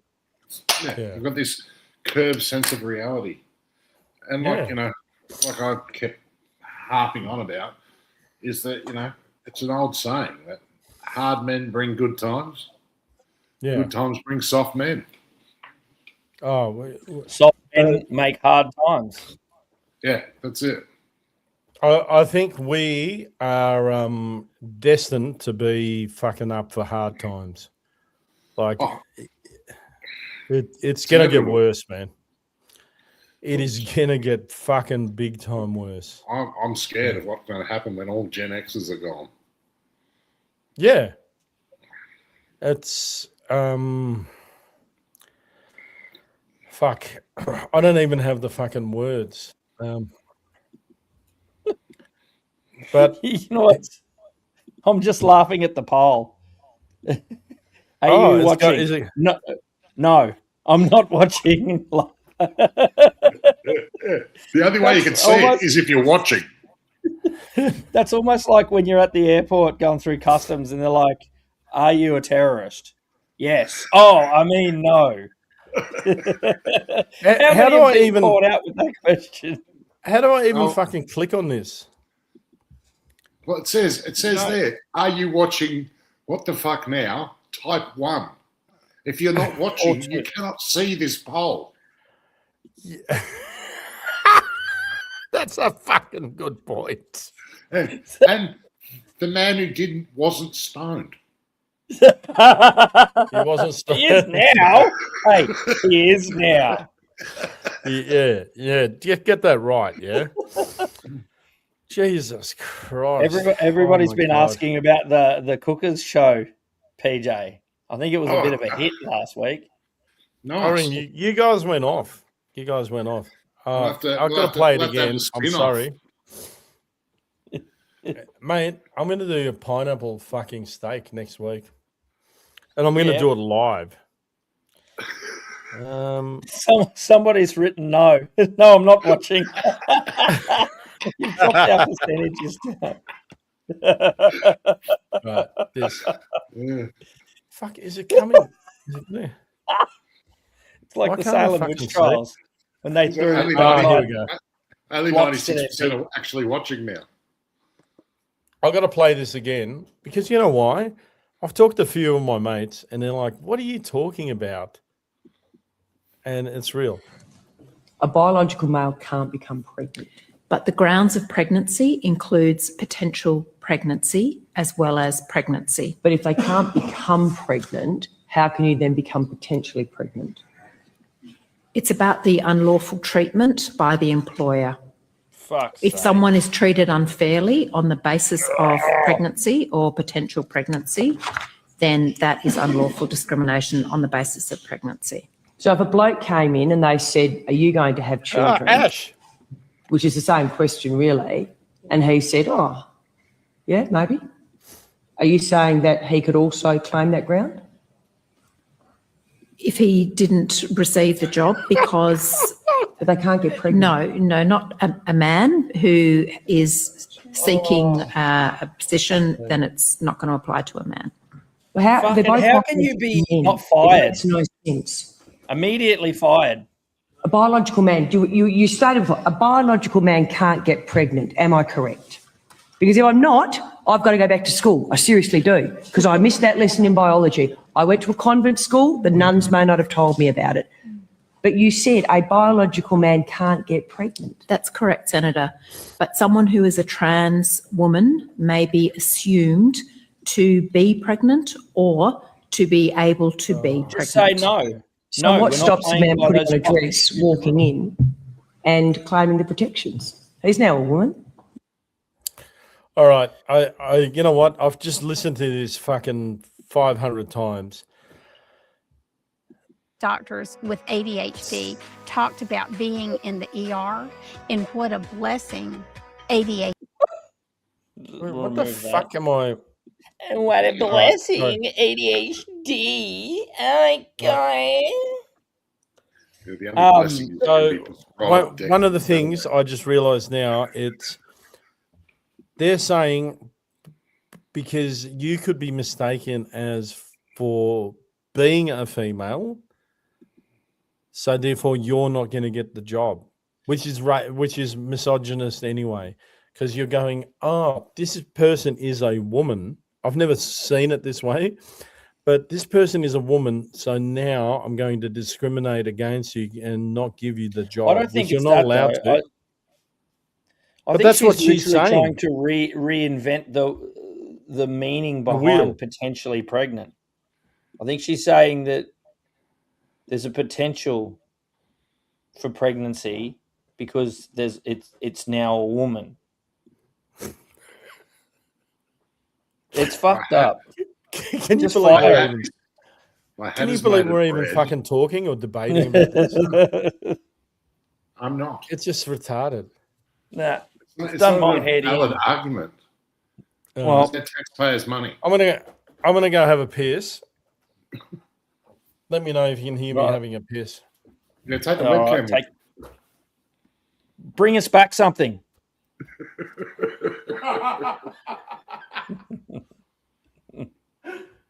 What's this? I can't remember what this video is. I'll wrap All it I in type- toilet paper. Well, you're having Yeah. a piss. You don't need toilet Oh. paper. Where's my fucking? All I wrote on this one is Jacinta is a fuckhead. So I don't remember what this video is. Jacinta Allen, is this funny? Now let me turn to some thanks. Thank you, Daniel Andrews, who taught us to put people first.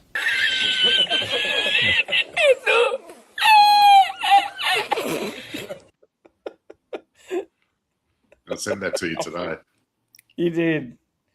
Now, I think that argument in Parliament has affected Tom very deeply. Well, he's going to give Because birth.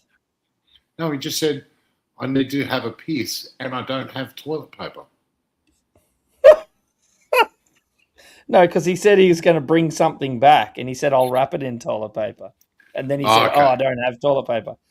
Because remember the people talking shit, and old mate brought his actual shit back and tried to give it to the chick that he was trying to impress. Like, look at this. That is still, to me, is fucked. Oh. It reminds me of a story that I'll tell you in private. No. Awesome. Hey, have a look at this. This did my head in. I don't know the numbers, but it's made me kind of want to check if I could be fucked, which I probably won't be because I don't have time. The official numbers for world population released by the United Nations, as of now, have just surpassed 8 billion people living on Earth. In 1800, there were only 900 million members of the human family spread across the world, raising to 1.65 billion in 1900, and skyrocketing to nearly 7 billion in the year 2000. Now, in 2023, we have allegedly just passed the 8 billion mark. Given past failures and the many lies spewed by the UN during recent world events, however, it is fair and justified to remain skeptical of such statistics and to do some independent investigation before blindly believing. By collecting official statistics and doing your own math, it is difficult to find a way for these numbers to add up. For example, India supposedly has a countrywide population of well over 1.4 billion citizens. But when practical calculations are made using the UN's own numbers, how they could possibly conclude such a high figure is clear as mud. Taking their official figures of populations from the largest 300 cities in India, from 12.4 million in the biggest city Mumbai, to just over 100,000 in the 300th placed city of Aurangabad, and adding them all together, that barely accounts for 200 million of this supposed 1.4 billion. If all the 300 places with the largest populations in India taken together only account for 200 million people, it is statistically and geographically impossible for there to be another 7 times this number mysteriously hiding out in the remaining small towns and villages with populations all lower than 100,000. A similar situation occurs when adding up the official figures for the entire world's 300 most populated cities. Taking the UN's own official statistics, from 24.1 million in the world's largest city of Shanghai, China, to only 361,000 people in the 300th largest city of Beirut, Lebanon. The combined figures only come out to approximately 1 billion people, even after adding all the statistics calculated for surrounding metropolitan and suburban housing areas around each city. The total only amounts to around 1.5 billion. Where are these other alleged 6.5 billion people hiding? Being generous, independent analysts have estimated at most another billion people could possibly be spread out across the world's rural countrysides, still putting the actual number well below 3 billion. The likely reason for these exaggerated statistics is that governments are incentivized to lie about population figures in order to collect more. So I don't know. Can you send me that? Yeah. I'm glad you can you hear me? Yeah. I'm glad you showed that because I'm going to work on this Chinese woman. I'm going to try and find out. I'm going to try and find. I'm going to try and work on this. You're gonna work on her. It came on. Has she got some melons? She got a little bit too much information for the internet, my friend. But apparently, this Chinese woman said she's a refugee from China, obviously persecuted by the communists, and she said it's all bullshit with that they've got like 1 billion people over there. It's like half a billion, like 50 million or something like that. So I've seen that video as well, and I've been trying to hunt her down. Oh fuck, that sounded wrong as well. It's proper. Yeah, so you're working on someone that you're hunting down. Yes. Yeah. Well, sex pest at all? Did well, who knows, man? But 400 million. Tim, who I work with, or used to work with, or will be working with in the future in security. No longer working. Yeah, he reckons 400 million in China. And I've heard this. It's a conspiracy theory, obviously, but it's like we're living in a world where I just don't fucking believe half the fucking shit anymore. I don't fucking believe anything anymore. Yeah, That's it. and it's like, I've said before, and that's a you fact. know, 7% fucking white people. We're fucking in danger, man. Have a look at it.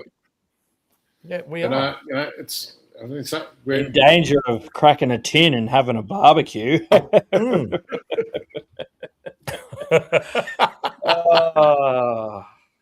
by the way, I watched Masters of the Universe about a month ago with my son. Did you? It's Was not it a gay as bad AIDS? movie. Whose Pornhub login did you use? I really your Grindr account name. I really wanted to like it because a mate of mine, Dale, he went and saw it 3 times, and I'm like, "Fuck, this must be good!" Like, and it is a throwback to the '80s, but I thought it was okay. I thought it was all right. I'm like, I wouldn't go see it at the movies fucking 3 times, but Sounds and I really want it. homoerotic, But you just reminded me because you did the ha ha ha ha ha ha. Remember how they did that in the comics, in the fucking animation. Cartoon. Yeah. The cartoon. That's the fucking You've word seen that starts with C. all the Skeletor memes. Yeah. Yes. And they have that at the end. And I said to him, I go, "Did you get that part?" Like, to my son. And he goes, "Yeah." He goes, "It was still shit." He goes, "Yeah, I like that part." He goes, "I like that part, Dad." And I got it. And he goes, "But it was still shit." And I'm like, "Yeah." It was very glossy and very like there's a throwback to the 80s. You feel like you're in the 80s. But I think they missed their mark. They just missed You want to watch an 80s movie? Watch Flash Gordon, mate. Yeah. I've been watching a lot of retro porn. Has his dick's got sideburns? How do you know it's retro? There's a lot of bush. There's a lot of bush. Yeah. So much bush. It's actually pronounced boosh. Oh, that's where bougie came from. Can I just quickly bring something up again? So I've now just had another quick look at that little are you watching WTF now? And we completely missed the fact that it says yes and yes, but after two. There's no option there at all. Who did that? Like, I don't even know how I can get rid of that. I don't even know how I can get rid of it. Michael yes, put it there. and yes again, but two instead. Oh my God! We all just assumed that it was a no down the bottom, but that's I just didn't even two read it. yes or yes. It I'll has call two him yes. now, but he's too stoned. We're still at 100% there. Oh And Bess, my God! You did. Oh my God! Michael's come back in. He's come back in.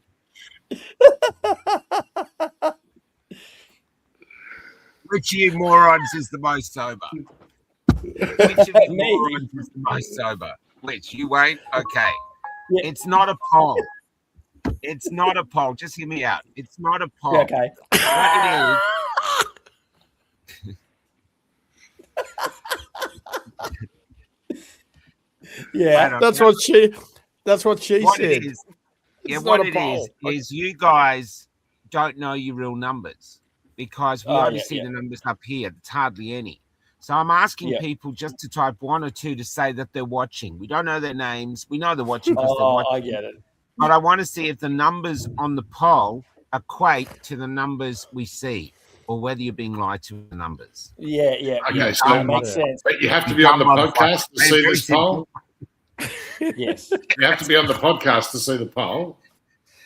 Well, I know. But if we want to see the numbers, if they can just say yes, I'm watching. Yes, I'm watching. Stop it, Tom.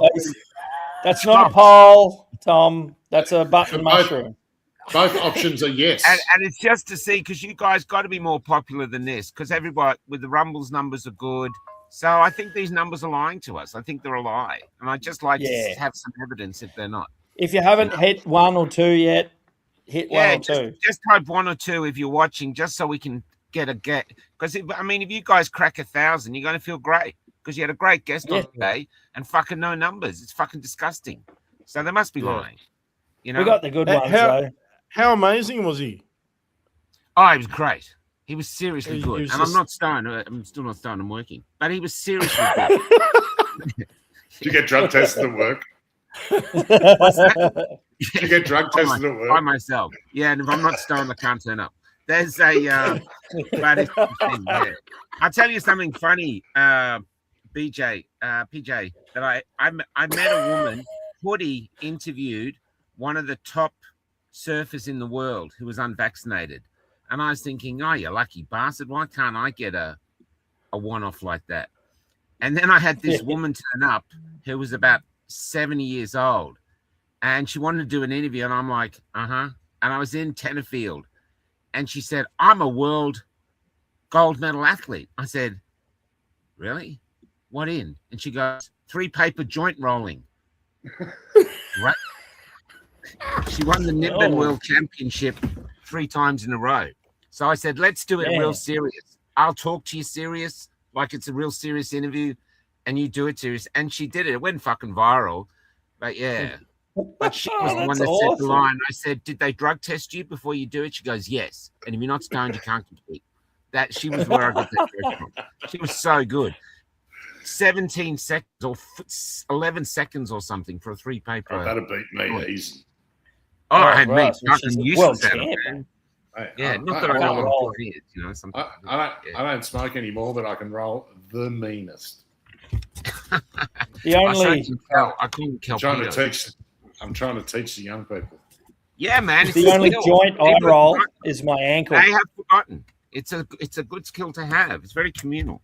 Oh man, I saw a young person the other day roll their own joint, and it looked like an uncircumcised penis. I said, "What the fuck are you putting that in your mouth for?" I said, "Fucking give it here." Would you clip the end off, or did you bite it off like a real rabbi? Just ask people again. Rabbi. We're just trying to figure out the numbers because I got 169 here. I believe there's more than 169 watching. So if you're watching, we won't know who you are. Just press 1 or 2 in the comments, and it'll give us an idea of how many people are watching. Because I've got 243 people showing up on my side. Yeah, well, I got 169 on here. So it'll only be the number 1 and your name that comes up in the comments. Yeah, and your social security number, bank phone number. We'll also send an alert to your phone, an alert, even if it's on silent, the alert will go off. Shots, anything like that, just so we know it's you. Just send them in, you know. By the way, I wanted to ask this because my son did not get an alert for the AusNet. I did. I turned it off straight away. I totally forgot about it. I don't even know if I did or didn't. Did you? But yeah, did you hear it? Who heard it? I hid. I hid. No, but did you turn your phone off? I turned my phone off, and I fucked it off. Yeah, you still got it if you turn your phone off. When you I got the jab. Remember, I got the jab, so I didn't want it to activate the nanobots in my bloodstream.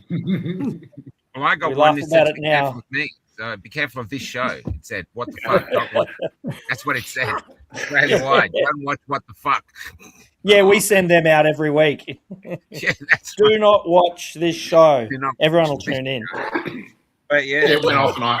Honestly, guys, while you're here on the road, most people I talk to watch the show. That's why I don't believe the numbers, and they love the show.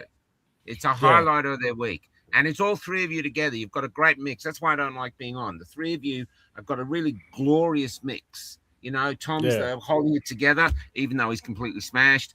You know, Wade, you're so creative. And PJ, you've just like got grenade bombs that you just throw in with full comedy that just leave everyone fucking laughing their fucking boxes off. It's funny you say that because we don't like you on either. No, but you got PJ. You got heart. You know, that's the other thing. You know, you're like one of those, tough, come on, I don't care about anyone, I don't care about anyone. And it's bullshit. We can see that you do. And so it's a real together. Yeah. Anyway, like I said, while you talked over me. I'm out. All right.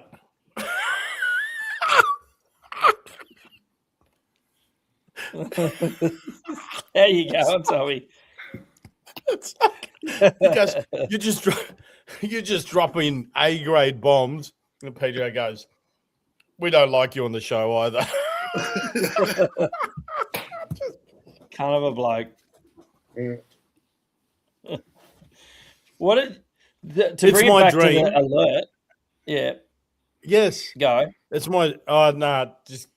I was just going to say, to bring it back to that alert, because there was a lot of theories rolling around about it, and a lot of them still aren't really, none of it's factual. It's just people being worried because once again, there's no transparency in what they're doing, and when there's no real transparency of what their capabilities are and what it means, it wasn't the alert that people were worried about. It's the fact that they can send out broadcasts and get your phone, because it wasn't like a phone number registry. They just sent out a frequency from all the 5G towers that anyone's phone that was in the vicinity of the 5G got the alarm. But the question is, did it relay back? Did they get information from the phones? Are they able to track phones? What else can they send frequencies out to access or set things off on your phone? The fact that it can get through all of the measures on your phone to turn off those alarms, to turn your phone on silent and still set an alarm off is alarming for some people. And the fact that they weren't transparent about it, that's where conspiracy theories live, in shady, undisclosed information that no one talks about. And there's a lot of questions, real questions, like the conspiracy bullshit aside, real questions that we should be asking the government about how they did it and what justifies an emergency where they can override your will You know, it seems like it's always something wrapped up in it's for your safety. But we've heard that before, haven't we? It's for your safety. Just do the shots. They're for your safety. So to me, it wasn't so much about worrying really about nanobots, but it was more about what are you guys receiving? Are you able to access phones frequently? And what are you able to send? Does it bounce back? Is it a census? Were you able to get a number of the phones? Correct. So that That's you what I can think get it was. a number of the people. I think that's most probably what it was. Yeah. It was an unofficial census to get a gauge on numbers. They need to know how many more Indians can fit. Yeah. What about the 300? What about the 300 people that paid $45 to IMAX to be halfway through the Odyssey, and all their phones went off? That would have been awesome. Yeah, that would have been fucked. I would have just turned it off. Righty, Dave. I want to say. Oh, you know what? I want to see the Odyssey, but I don't want to see the Odyssey. I think I'd have to watch it on mushrooms or something at Just IMAX. don't. I really want to watch Old Mate's Rampage movie. That's what I'm going to watch. Yeah. Yep. Yeah. I don't want to give any money to fucking, what is it, Elliot Page or Ellen Page now? I don't know. It just looks shit. It looks shit to me. She's been paid anyway, so it doesn't matter, mate. Yeah, very true. Regardless of how many tickets they sold, she's been paid. And IMAX was booked out for 6 weeks. Of course. I just don't understand it. It looks shit to me. It actually looks shit. And I don't want to see Helen of Troy as a black woman. And I might sound racist Did she here. ask any questions? Did she what? Don't worry. It's a internet joke. What did she do? Axe? What? Axe any questions? It's like the equivalent of the smoke alarm beep that always goes off. Like people always cane black people for not being able to say the word ask. They say axe. Can I ask you a question instead of can I ask you a question? It's not as good when you have to explain it though. Yeah. Like Here you go. my Nazi joke the other week. Yeah. Here you go. Another good one for this week, but I've already forgotten it. Oh, what are you putting on? The fucking 3 scenes that have fucking put me off from watching it. Where is it? They pulled you off. Everyone's pulling me off. That's the That's why one of the one of the bonuses from doing a podcast. You get pulled off everywhere. Here we go. Speak for yourself. Don't you remember how I came here? I begged to take Antinous' place. Perhaps you've heard of Helen. Face. I launched 1,000 ships. And leave me now just 500.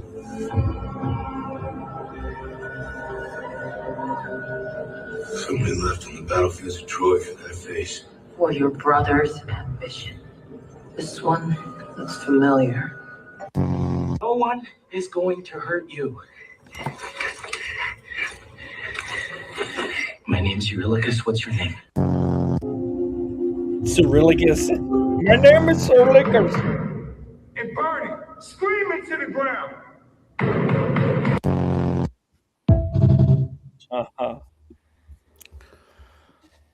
Yeah, I want feedback. Am I being racist? Like, I just don't want to watch it. Scenes in the context of the movie made no difference whatsoever. Mate, you were asleep for half of it. No. I got nudged pretty quickly. I got the full. Did you watch it? Did you watch it? I went and saw it last week. Yeah. Ah, fucking yes. All right. So, what did you think of it?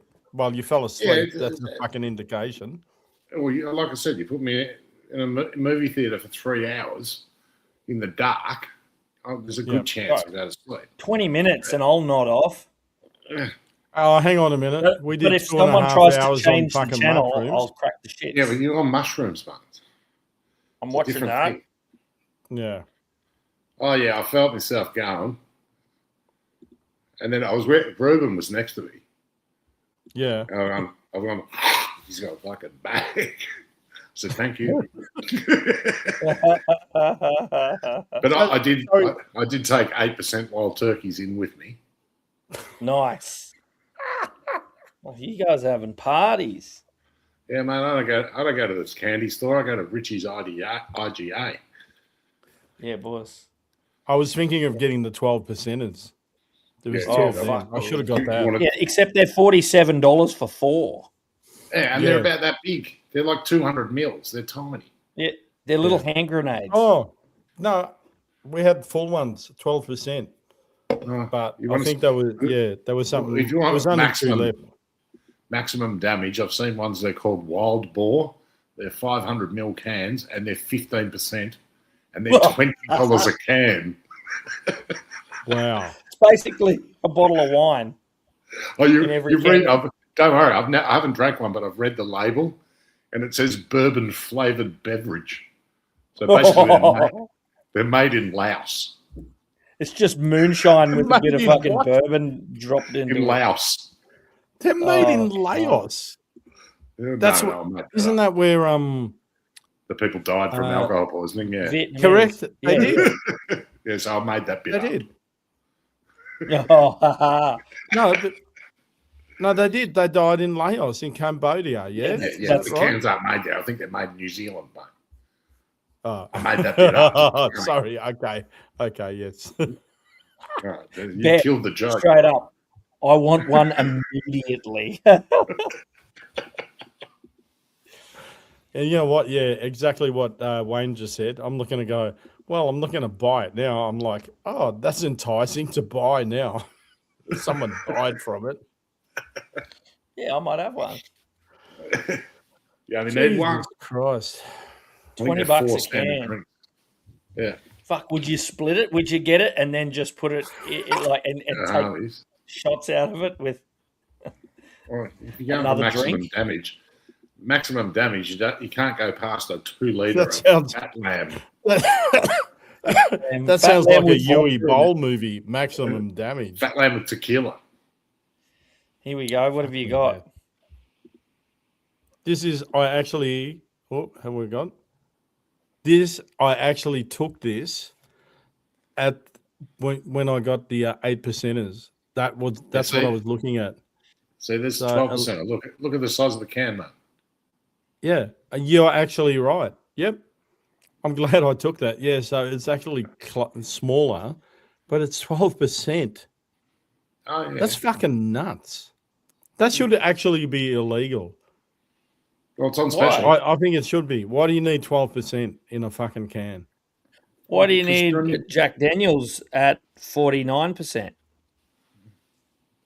You're all pussies, man. Well, just drink straight out of the bottle, bro.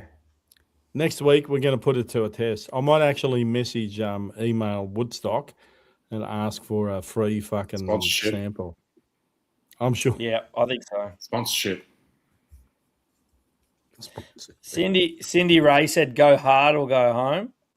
Brewer's dick is a real thing, though. A few of them, and she won't be going too hard. You may as well hang on to that little can. Holy shit! Keep it frosty. You're gonna need it. Hey boys, I'm gonna probably fuck off, man. I've got to go to bed. I'm gonna get up. Yeah. You haven't noticed, I already have.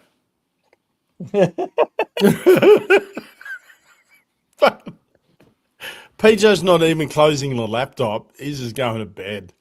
Hey, how's the bill to remove the graffiti from the Westgate? Oh, yeah, $300,000 apparently, and all they did was paint. 300,000.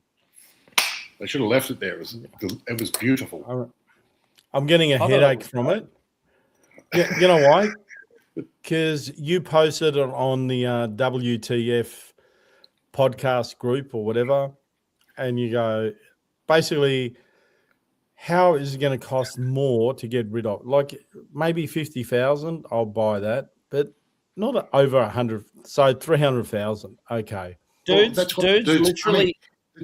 Dude's punishment should have been he go and clean it off. Yeah. Yeah. Okay. At night when no one's looking. You know what? That is so. Dudes, that is so rational, PJ. That's just fucking rational. He knows dudes how to abseil down the make buildings and fucking wash windows for a living. Surely they could just put fucking paint in their squeegee bucket and fix it that way. Paint the whole $300,000. Whatever. Someone's making a monster on it. It's the think same they guys. CFMEU members. You know what? Fucking It's the oath. same CFMEU mentality. Fucking, it's probably Daniel Andrews just into Alan's mates, and they're like, "Listen, so we're going to give it to you for the 300K, but for a consultancy fee, we get 50K." You can't tell me that is going to fucking take. It's going to take 1 or 2 days, right? 100%. I've worked on buildings, fucking. Yeah, I know how much these things fucking cost. Bro, They I are don't know if not you know going how for much like witches' 300K. hats cost. Witches' hats are fucking expensive. They're going to have to put a lollipop guy down the bottom, a couple of witches' hats. It's fucking chaos. Cut a couple of I'm lines. surprised it's not 500,000. Yeah, well, I know have all you about seen it, man. It's not even colour matched. They're just like whitewashed over it, like they're at the fucking back of a railway station. Oh, they didn't even do a good job. Yeah. You're kidding. No, it's great. It looks I'll take a worse than photo. the bird. I'll take a photo of it tomorrow and send it to you. Oh, Yeah. I'll post So it they've on the already thing. done it. They've already done it, have they? Yeah. Yeah, a terrible job. They Well, didn't even colour match it. apparently it's because he wrote "fuck off" at the bottom of it, but I never saw that. Yeah. So I've got a photo here. I took a photo. We've all said we've got photos of it. There's no fuck off. No. Well, I want anyway, to get boys, him on the show. I'm gonna fucking. No, I'm gonna do I it. have to go to prison. I gotta go. Love yous. Fucking amazing show. Amazing show. Fucking. We've Might got be an undercode. 154 episodes in now. Just fucking. I know I've said it to you guys privately before, but thank God you guys are on it with me. It looks like a cock. Well, where's the fuck me? Yeah, it's not there. Boy, someone not should there. get that tattooed on their dick.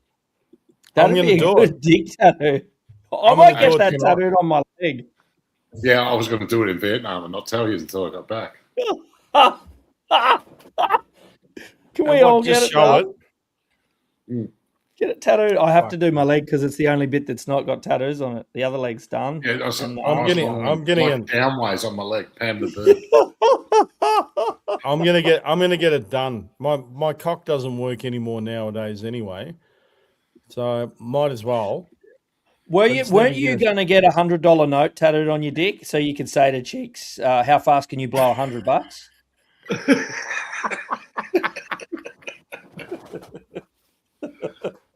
Hey, when I was tattooing, I had a mate who did a flame job on his. Yes. Did it himself Oh, too. fucking God. Like hot rod flames. I wonder if Huey's So watching the bad. fucking the rest of this. Oh, you know what? I just got you guys cut me off halfway like usual, but Tell us I more remember about Huey. No, I remember Michael saying to me, he goes, "You need to do a podcast on your own." How I used to do, the little WTFs on my own. Then I got Wayne. Then you came on. I just want to be a character that just fucking is retarded and just fucking does all this shit. And then you're like, well, just be yourself, basically. PJ comes on. And he's just become, I want to do a fucking, and I'm like, I want to do an action. I am going to do it. I'm going to fucking make an action. I know I'm pissed now. I'm going to fucking get someone who does 3D models, and I'm going to do an action figure out of you with the fucking beer tattooed on your fucking stomach. Yeah, It's going to be like a Barbie doll with fucking danger fucking, with hazard fucking signals. You'll get it whenever you buy What the Fuck merch. You just get a free. Tom, you can afford Viagra. $300 of me behind him. All right, fuck. Right, I got to go. I'll talk to you guys later. Same here. This has been a fucking amazing fucking show. I'm going to watch all of his fucking films, and we're going to get this cunt back on again, I reckon. Yeah, send me some Can we get you back on? And he was just like, yeah. He just ignored it. I think I'll pat my mastiff. Yeah. Hello. No, I can't hear. No. What? No. I was looking forward to doing something creepy to the dog while he thought he wasn't on anymore. What? Tell him to shut up. Barnaby Joyce. Shut up. Call his dog. Come here, Hans Black. All right. You know what? Right. You know what? This is my next fucking goal. I want to get Barnaby Joyce and his dog on at the same time. Oh, just the dog. Him yelling in the background. Just him yelling at the dog. And you just hear Barnaby always telling it to shut up, and it's just going.